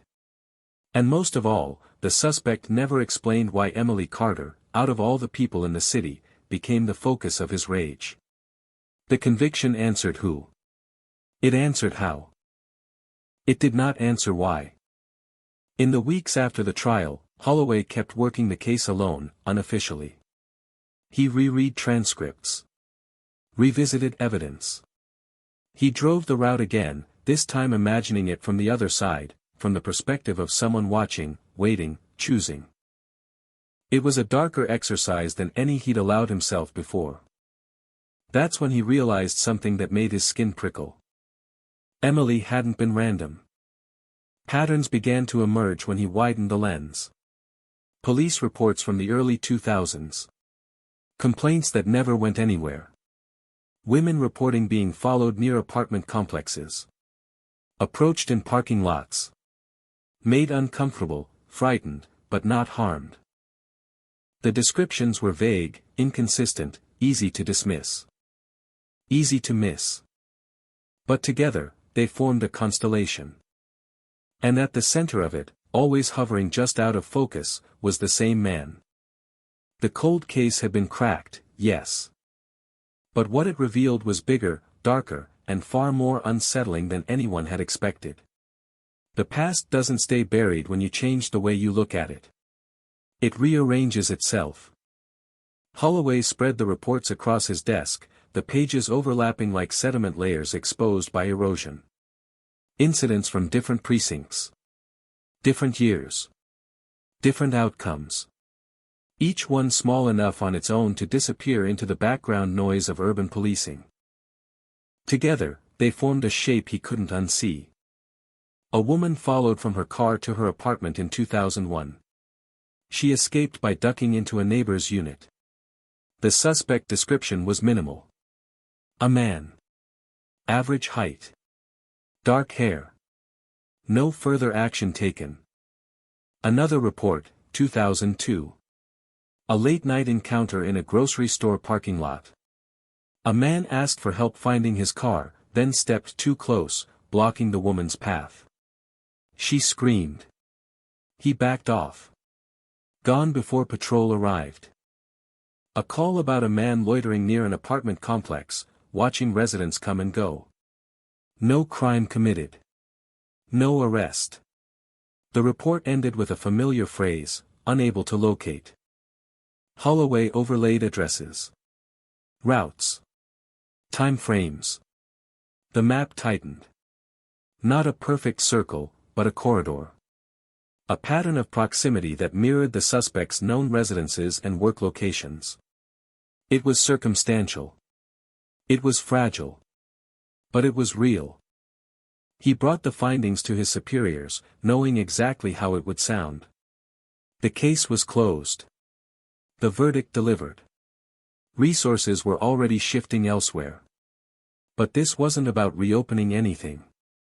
It was about understanding what had been prevented as much as what had happened. The response was cautious but receptive. A small task force was greenlit to review unresolved harassment and stalking reports from the early 2000s, cross-referencing names, vehicles, vague descriptions that had once seemed useless.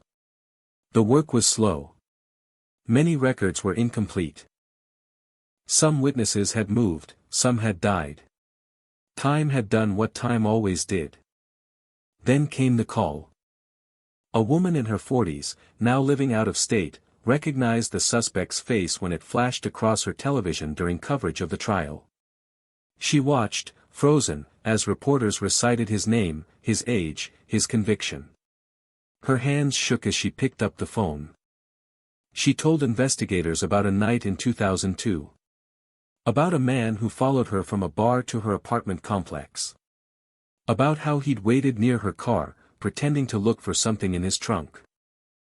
About how she'd felt, in her bones, that if she hadn't run, if a neighbor hadn't appeared at exactly the wrong moment for him, she might not be alive. She'd reported it at the time. She still had the case number. Holloway pulled the file. The description matched. The location matched. The timing matched. The suspect's name was never listed because he'd never been identified. He'd vanished into the night, carrying his intentions with him. More calls followed. Another woman. Another story. Another near miss. None of them had known about Emily Carter back then. None of them had known how close they'd come to becoming her. Their voices carried a strange mix of guilt and relief, the weight of survival colliding with the realization that someone else hadn't been as lucky. The pattern hardened into something undeniable. Emily hadn't been chosen at random. She had been selected. Observed. Tested. The escalation was there, written between the lines of reports no one had ever thought to read together. The violence of her death wasn't sudden. It was the end point of a trajectory that had been forming for years, fueled by resentment, entitlement, and opportunity. This understanding reframed everything. The brutality. The rage. The way the suspect had disappeared back into anonymity afterward. He hadn't panicked because, in his mind, the act had resolved something. The pressure that had built up had been released, just as Holloway had sensed in the notebook. The calm that followed wasn't remorse. It was satisfaction. The revelations were not made public. There was no new trial. No additional charges that would change the sentence already handed down. But for those involved, the knowledge settled heavily. Emily's death had not only been a crime. It had been a culmination. Holloway met with Emily's parents again, this time without a formal agenda. He told them what he'd found, carefully, gently. About the other women. About the pattern. About how their daughter's case had likely stopped something worse from unfolding further. Emily's mother listened, tears streaming silently. Her father nodded slowly, absorbing the information like a man used to carrying unbearable weight. When Holloway finished, there was a long pause. So she saved someone, her mother said finally, voice breaking. Holloway didn't correct her. Some truths didn't need refinement. In the months that followed, the task force wrapped up its review. Files were closed with new annotations. Lessons were documented. Training protocols updated. Patterns were emphasized. The system, slow and imperfect, adjusted itself slightly, the way institutions do when confronted with the cost of what they've missed. The suspect was transferred to a long-term facility, his appeals moving at the glacial pace of the justice system. He remained silent, refusing interviews, refusing to explain himself. In some ways, the silence was the final cruelty, a refusal to grant even the smallest measure of understanding. The desert remained unchanged. But the story had shifted. What began as a single cold case had expanded into a warning. About how danger often announces itself quietly. About how escalation hides in plain sight. About how the line between a near miss and a headline can be razor thin. And for Holloway, the case had become something else entirely. Not just a solved crime. But a reminder of everything that almost happened, and the price paid before anyone was forced to pay attention. Closure is a word people use when they don't know what else to say. It sounds final. Clean. It rarely is. After the trial, the cameras left. The courthouse emptied. Emily Carter's name stopped trending and settled back into quiet permanence, etched into databases and memories rather than headlines. Officially, the case was over. Unofficially, it lingered like heat trapped in concrete long after the sun went down. Holloway felt it in the mornings, driving past the same exits he'd driven past for years, the desert stretching out beside the road, unchanged and unmoved by human resolution. He had solved the case, according to every measurable standard. A killer identified. Convicted. Sentenced. Yet the story refused to lie flat. Too many loose ends. Too many silences that felt intentional. The phone haunted him most. Emily's phone had vanished completely, never surfacing in pawn records, landfills, storage units, or confession. In a world where data leaked endlessly, where devices resurfaced years later in the most unlikely places, its absence felt deliberate. The suspect had taken it with purpose. Not for money.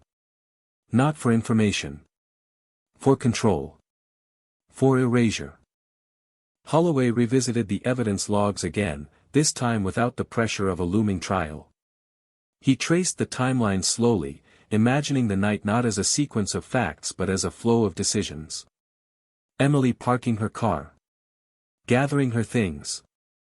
The moment she realized she wasn't alone. The calculation that followed, fight or flee, scream or comply. The brief hope that this was a misunderstanding, quickly extinguished.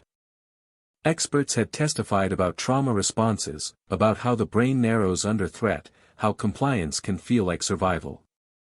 Holloway wondered which option Emily had chosen, and how quickly it had been taken from her. The suspect never told his story, but fragments surfaced indirectly, in the ways violent men often reveal themselves without speaking. During intake at the prison, he reacted aggressively to female staff. Required monitoring. Showed no remorse. No curiosity about Emily Carter as a person. She existed only as an event in his life, not a life of her own.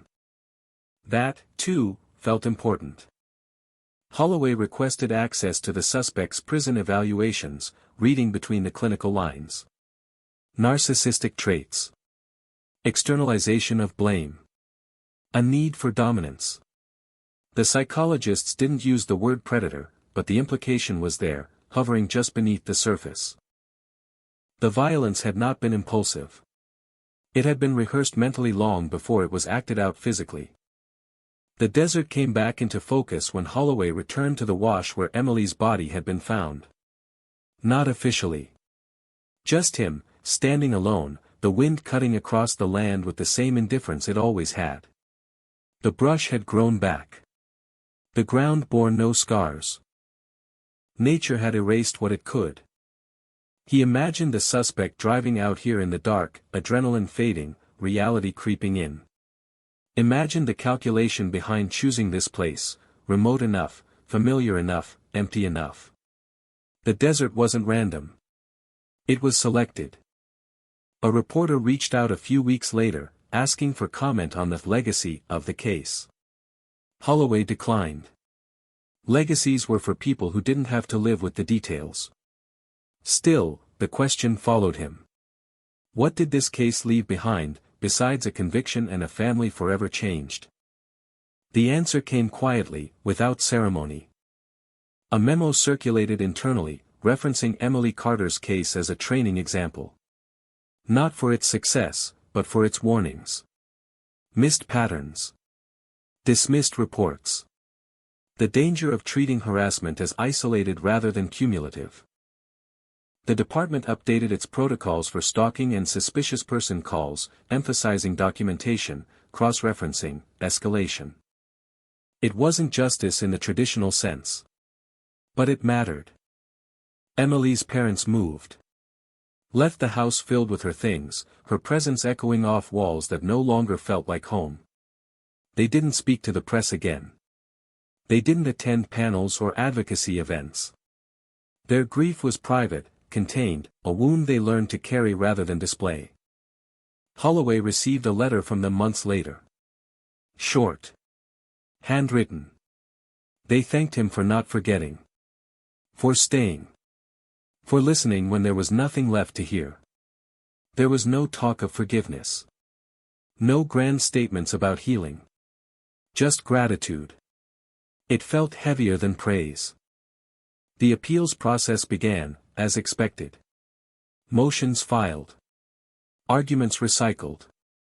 Claims of overreach, of unfair science, of a system too eager to celebrate its own cleverness.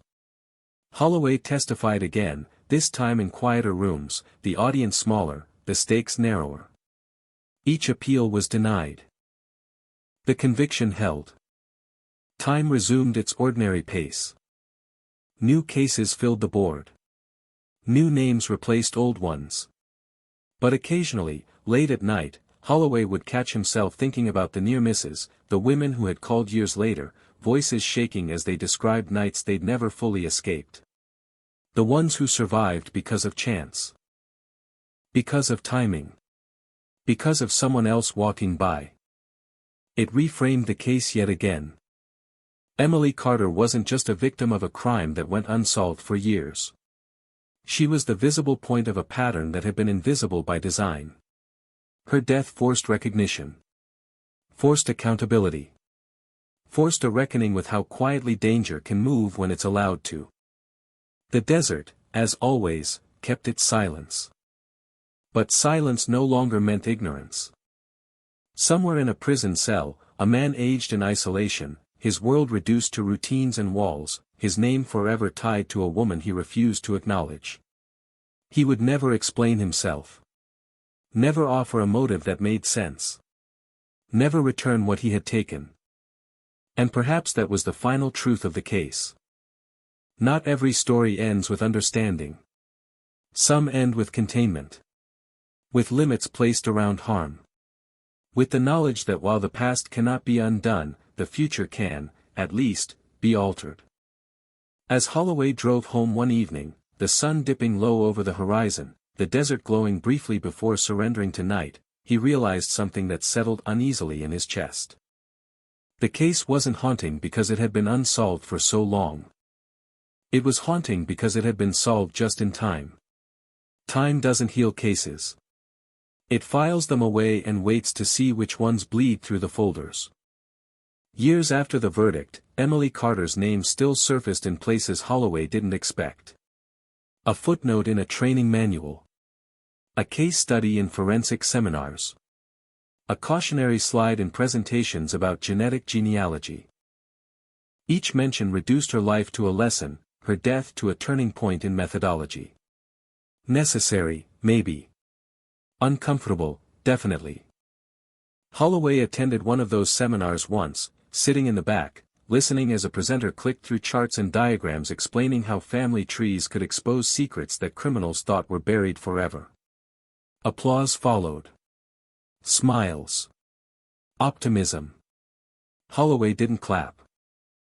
He thought about the first time he'd seen Emily's photograph, pinned crookedly above a cluttered desk, and how none of this had existed then. How many years had been lost waiting for the future to arrive? Outside the conference hall, a young detective approached him, eyes bright, voice eager. She talked about technology like it was a silver bullet, about how no one could hide anymore. Holloway nodded, then told her quietly that hiding wasn't the hardest part. Waiting was. Predators learned patience. Systems learned it more slowly. The comment lingered with him afterward, following him back to Arizona like dust on his shoes. At home, the desert was changing in small, almost imperceptible ways. New housing developments pushed outward. Roads extended into what had once been empty space. The wash where Emily had been found was now marked on zoning maps, its anonymity threatened by progress. One day, someone would build there. Someone would walk a dog there again. They would have no idea what the ground had once held. Holloway drove past the site one afternoon, slowed by traffic. He wondered whether the land remembered. Whether places carried memory the way people did, or whether meaning was something humans imposed after the fact, desperate to anchor tragedy to something solid. The suspect's appeals finally exhausted themselves. The legal language grew thinner, the arguments more abstract. He remained silent throughout, issuing no statements, granting no interviews. In prison records, his behavior stabilized. No outbursts. No remorse. Just compliance. A man who had adjusted to containment without protest.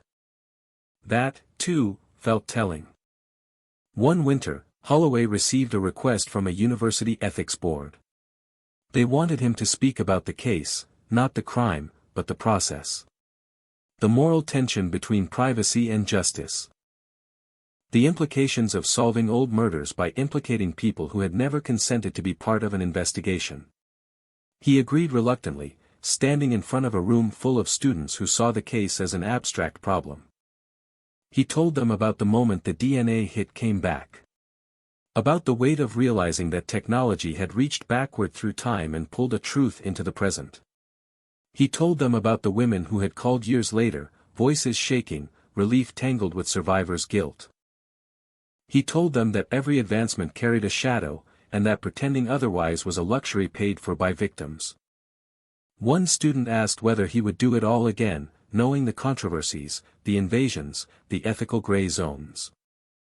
Holloway didn't answer right away. He thought about Emily's parents. About the silence that had stretched between phone calls for years. About the body in the desert, the phone that never came back, the anger written into a notebook no one was meant to read. He thought about the pattern that had gone unnoticed until it was too late for one woman and almost too late for others. Yes, he said finally. I would. The word echoed louder than he expected. The case had changed how the department handled cold files. Budgets shifted. Training expanded. Genetic genealogy became a standard consideration rather than a last resort. Other cases cracked open. Some ended in arrests. Some ended in confirmations that suspects had died long ago. Each one brought answers of a different kind, some satisfying, some hollow. Emily Carter's case remained the reference point. The one that proved it could be done. The one that reminded everyone what it cost to wait. On the anniversary of her death, Holloway visited the cemetery alone. He didn't bring flowers. He didn't speak. He stood for a few minutes, the wind moving through the trees, the city murmuring faintly in the distance. He thought about how Emily would be older now, how her life had been interrupted so completely that imagining its continuation felt almost disrespectful. As he turned to leave, he noticed a small stone placed carefully at the base of the headstone. No name. No note. Just a marker of presence. Someone else had been there.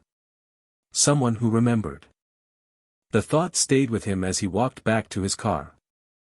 Cold cases, he realized, never truly end. They ripple outward, altering systems, lives, perspectives. They become part of the institutional memory, shaping how future decisions are made long after the original pain has faded from public view. The danger lies in forgetting that each file once held a person. Each breakthrough, a life interrupted.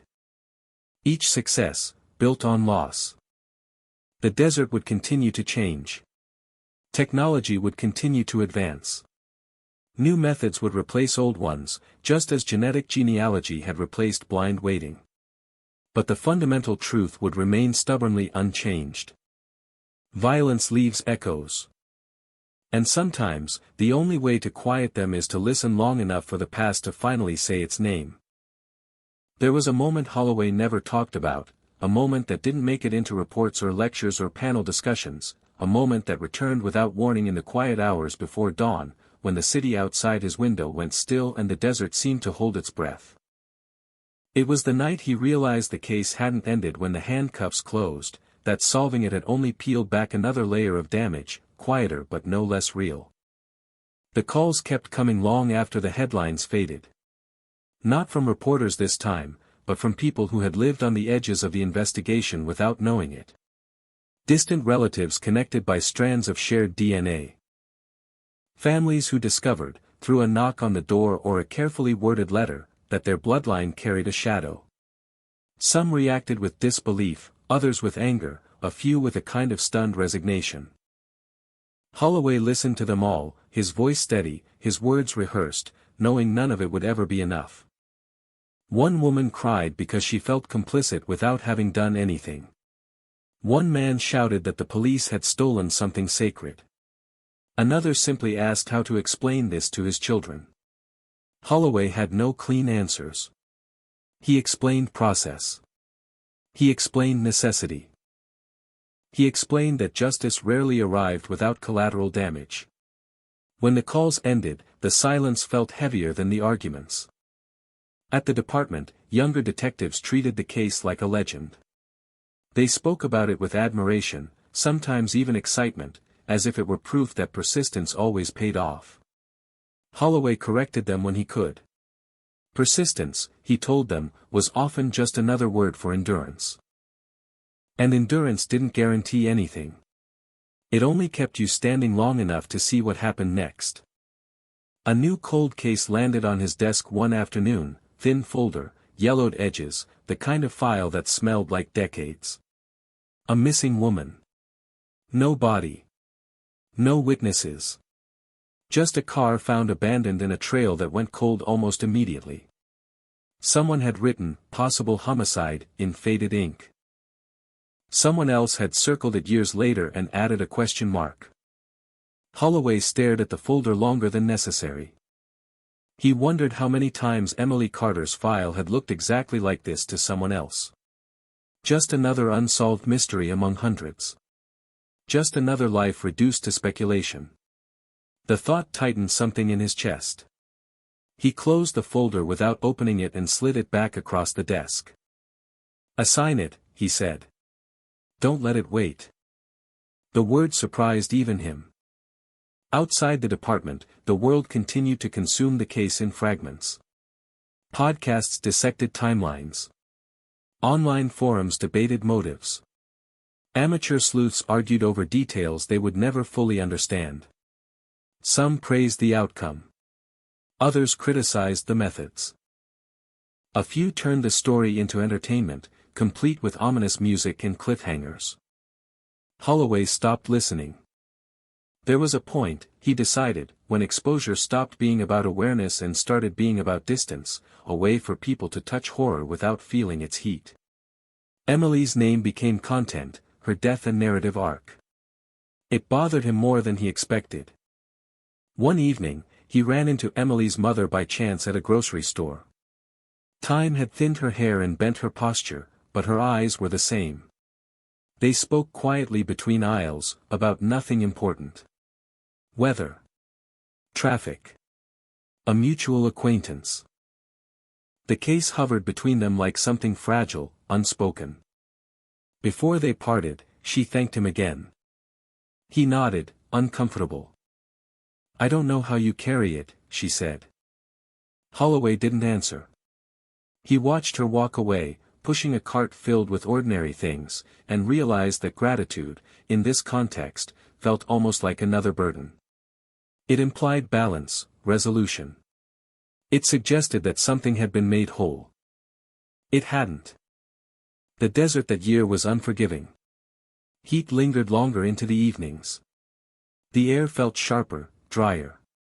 Holloway found himself driving at night more often, taking roads that cut through open land, headlights carving narrow tunnels through darkness. He passed the edges of the city where streetlights thinned and the sky pressed down, wide and indifferent. He thought about how many secrets were still out there, buried in sand or memory or both. Technology had changed the rules, but not the impulse. Violence adapted. It always did. New predators learned from old mistakes. They watched cases like Emily's and adjusted, becoming more careful, more transient, more invisible. Holloway understood this better than most. Progress was never one-sided. At a regional conference, another detective joked that cold cases were becoming endangered, that soon there would be nothing left to solve. Holloway didn't laugh.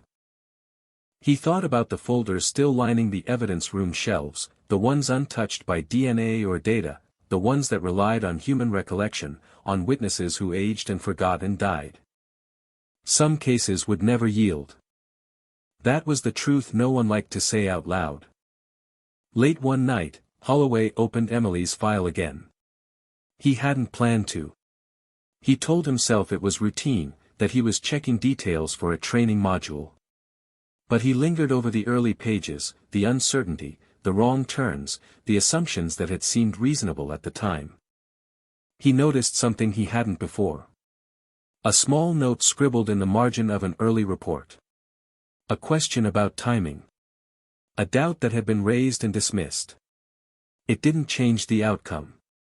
It didn't reveal anything new.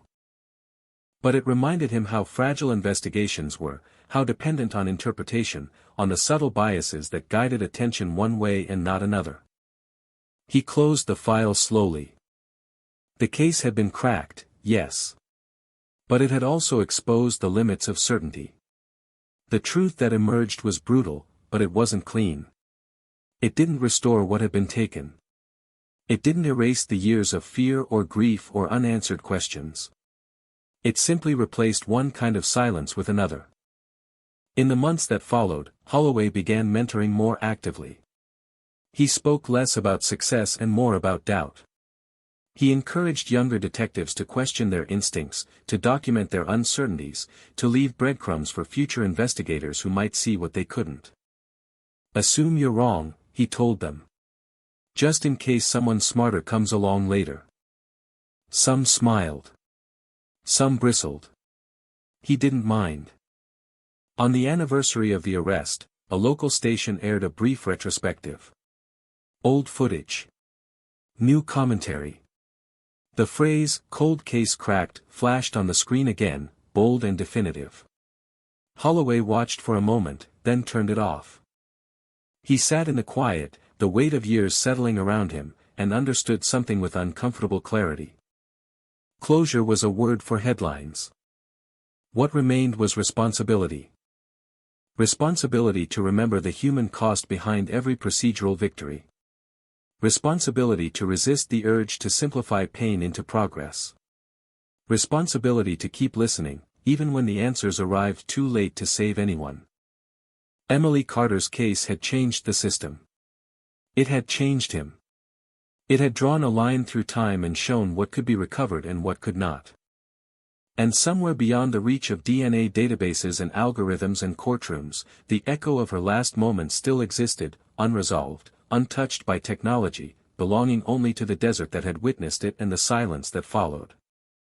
That silence, Holloway knew, would never fully go away. It would simply wait. The desert never testifies. It keeps what it sees. Long after the courtrooms emptied and the evidence boxes were resealed, long after Emily Carter's name stopped leading the evening news, the land where it happened remained unchanged in its indifference. Wind erased footprints. Sun bleached everything evenly. If there was a memory there, it belonged to the silence itself, stretched thin across miles of dust and stone.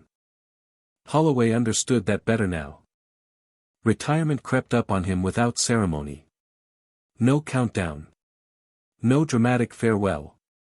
Just a conversation in an office that smelled faintly of paper and stale coffee, a handshake, a box for personal effects.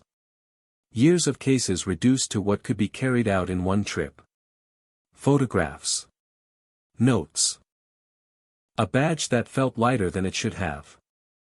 On his last day, he walked through the evidence room alone. Shelves stacked with stories no one wanted to hear anymore. Names written in ink that had outlived the people it described. Some files bore red tags, others yellow, a few untouched white. Solved. Unsolved. Forgotten. The categories felt inadequate. He stopped in front of Emily Carter's box. He didn't open it. There was nothing left to add. Outside, the city moved on without him. Traffic. Construction. New cafes where old buildings had stood.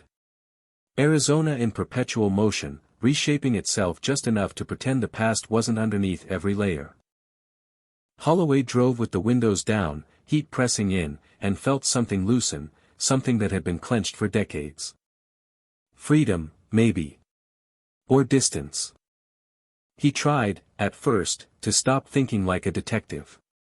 Tried to let moments exist without interrogating them. Tried to walk through stores without cataloging exits, to sit in restaurants without scanning faces. Old habits resisted quietly, stubbornly. Pattern recognition didn't retire. It only dulled around the edges. Emily's case followed him anyway. Not as a file, but as a feeling. A reminder that truth was often delayed, that justice arrived late and incomplete, that even when the system worked, it left scars in places no one documented. He thought about the families who never got answers. The ones still waiting for technology that might never come. The ones whose cases were too old, too contaminated, too human for algorithms to solve. He wondered how many deserts were still holding their breath. One evening, months later, Holloway received a letter forwarded from the department. No return address. The handwriting careful, deliberate. Inside, a single page. It was from one of the women who had survived.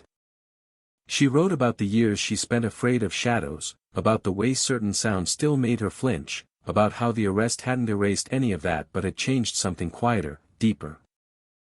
She wrote that knowing the man had a name, a face, a place where he could no longer hurt anyone mattered more than she had expected. She didn't thank him. She didn't need to. Holloway folded the letter and placed it in a drawer he rarely opened. Not as a trophy. Not as proof. Just as evidence that some outcomes couldn't be measured by convictions or headlines. The phrase, "cold case cracked," continued to circulate in media retrospectives, a neat bow tied around a story that resisted neatness. It implied finality. Resolution. An ending. There wasn't one. What there was instead was an afterimage. A lingering awareness that time did not erase violence, it only redistributed it, spreading its weight across years, across people who never met the victim but carried the consequences anyway. Emily Carter became a name spoken in classrooms, a case cited in journals, a milestone in forensic history. But she was also still the woman who had walked into the night and never come back. Still the absence at family gatherings. Still the unanswered version of who she might have been. Both truths existed at once. Holloway returned to the desert one last time before leaving the state. No markers. No ceremony. Just a stop along a stretch of land that looked identical to 1,000 others. He stood there, heat rising, the horizon blurring, and felt the scale of it all pressed down. This was where certainty ended. No database reached here. No lab result illuminated what the final moments felt like, what thoughts crossed a mind when fear became unavoidable. Science could name the killer, trace the path, reconstruct the act. It could not reclaim the moment before, the life intact, the future unwounded. That part belonged to the void. As the sun dipped lower, Holloway understood why some cases never truly close. Not because of missing evidence or unanswered questions, but because closure itself is a myth people cling to when the alternative feels unbearable. The truth was harsher and simpler. Some wounds don't close. They scar. And scars don't disappear. They fade, they harden, they become part of the body that carries them. Emily Carter's case would live on that way. In policy changes. In cautionary lectures. In the quiet decisions detectives made when choosing whether to reopen a file or let it rest. In the hesitation before dismissing a lead as impossible. In the willingness to believe that the past could still reach forward and demand to be seen. The desert wind picked up, brushing against him, indifferent as ever. Holloway turned back toward his car, leaving no mark that would last longer than a few seconds. Behind him, the land absorbed the moment without acknowledgement. Somewhere, far from headlines and courtrooms, the truth remained exactly what it had always been. A life ended violently. A silence stretched across years. An answer that arrived too late to save anyone, but not too late to matter. The case was solved. The echo remained. And it always would. The echo doesn't announce itself. It doesn't scream or demand attention. It settles in quietly, like dust after a door has been closed for too long. Years pass. New crimes take the headlines. New faces replace old ones on the evening news. Algorithms improve. Databases expand. The language evolves, advanced profiling, next-generation forensics, predictive justice. Progress wrapped in confident terminology. And somewhere beneath it all, the Arizona desert remains exactly where it has always been, indifferent to innovation, unmoved by resolution. Emily Carter's name becomes quieter with time. Not erased. Just spoken less often. In the department archives, her case file is now categorized differently. No longer open. No longer active. It sits under a definitive label, one that implies certainty, finality, completion. A solved cold case. A success story. Proof that the system, given enough time, corrects itself. But systems don't feel weight. People do. On certain nights, when the air is still and the city noise drops to a low, distant hum, those who were touched by the case feel it return. A sound. A smell. A half-remembered detail that surfaces without warning. Trauma doesn't need an invitation.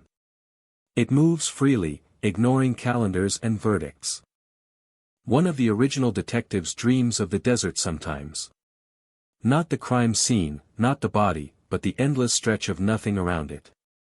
He wakes with the same thought every time: there was more we missed. Not evidence. Not suspects. Something human. Something fragile. Emily's father passes away quietly in his sleep years after the arrest. The obituary mentions his daughter only once, a single line folded into a list of survivors and memories. Those who knew him understand what that line actually meant. A lifetime defined by absence. A grief that never learned to loosen its grip. At the funeral, someone whispers that at least he got answers. No one corrects them. Across the country, another woman listens to a podcast episode recounting the case while driving alone at night. She wasn't connected to it. She didn't know Emily. But something in the story unsettles her. The randomness. The way ordinary routines collapsed into violence without warning. She locks her doors more carefully after that. Checks her mirrors twice. The echo finds new ground. This is how it spreads. Not fear, exactly. Awareness sharpened into caution. Trust thin just enough to change behavior. A subtle shift in how the world is navigated. Emily's case alters lives she will never be named alongside, rippling outward in ways no statistic can track. The man responsible grows older in prison. His hair grays. His movements slow. He is no longer dangerous in the way he once was, but that doesn't undo what he set in motion. His name appears occasionally in legal databases, attached to appeals that go nowhere. He never offers an explanation. Never seeks forgiveness. Silence remains his only consistent act. Some believe that silence is power. Others understand it as emptiness. In forensic textbooks, the case is summarized in clean paragraphs. Dates. Methods. Outcomes. A timeline stripped of emotion, suitable for learning, unsuitable for truth. Students memorize it for exams, then move on to the next example, unaware that they are carrying fragments of a real life into hypothetical futures. That, too, is part of the echo. Because every solved case teaches the system how to solve the next one. Every failure leaves instructions written in invisible ink. Emily Carter's death becomes a reference point not just for what went right, but for what took too long, what relied on chance, what required a technological miracle to correct human limitation. If DNA hadn't advanced. If databases hadn't grown. If someone hadn't been curious enough to reopen the file. If. The desert doesn't deal in hypotheticals. It deals in outcomes. One night, long after Holloway has left Arizona, a new investigator stands at the edge of a different crime scene. Different state. Different victim. Same questions. He remembers a lecture about an old Arizona case, about how patience and doubt mattered more than confidence. He chooses not to dismiss a minor detail. A thread others might have ignored. Years later, that choice will matter. Emily will never know that. But the echo will. Cold cases are often described as frozen in time, as if they wait politely to be thawed by progress. The truth is less tidy. They rot quietly, damaging everything around them until something finally forces them open. When they do break, the release is never clean. Answers arrive carrying consequences. Justice arrives carrying cost. And truth arrives carrying the unbearable knowledge that it could have come sooner. The Arizona 2004 cold case is cracked. The brutal truth uncovered. The headline stands. But beyond the headline, beyond the verdicts and methodologies and accolades, something else endures. A woman who never came home. A family shaped by loss. A system reminded of its limits. A future slightly altered by a past that refused to stay buried. The echo does not fade. It waits in the margins of progress, in the quiet after resolution, in the uneasy understanding that solving a case is not the same as undoing it. And somewhere, beneath the vast, unrecording sky, the desert keeps its silence. As it always has.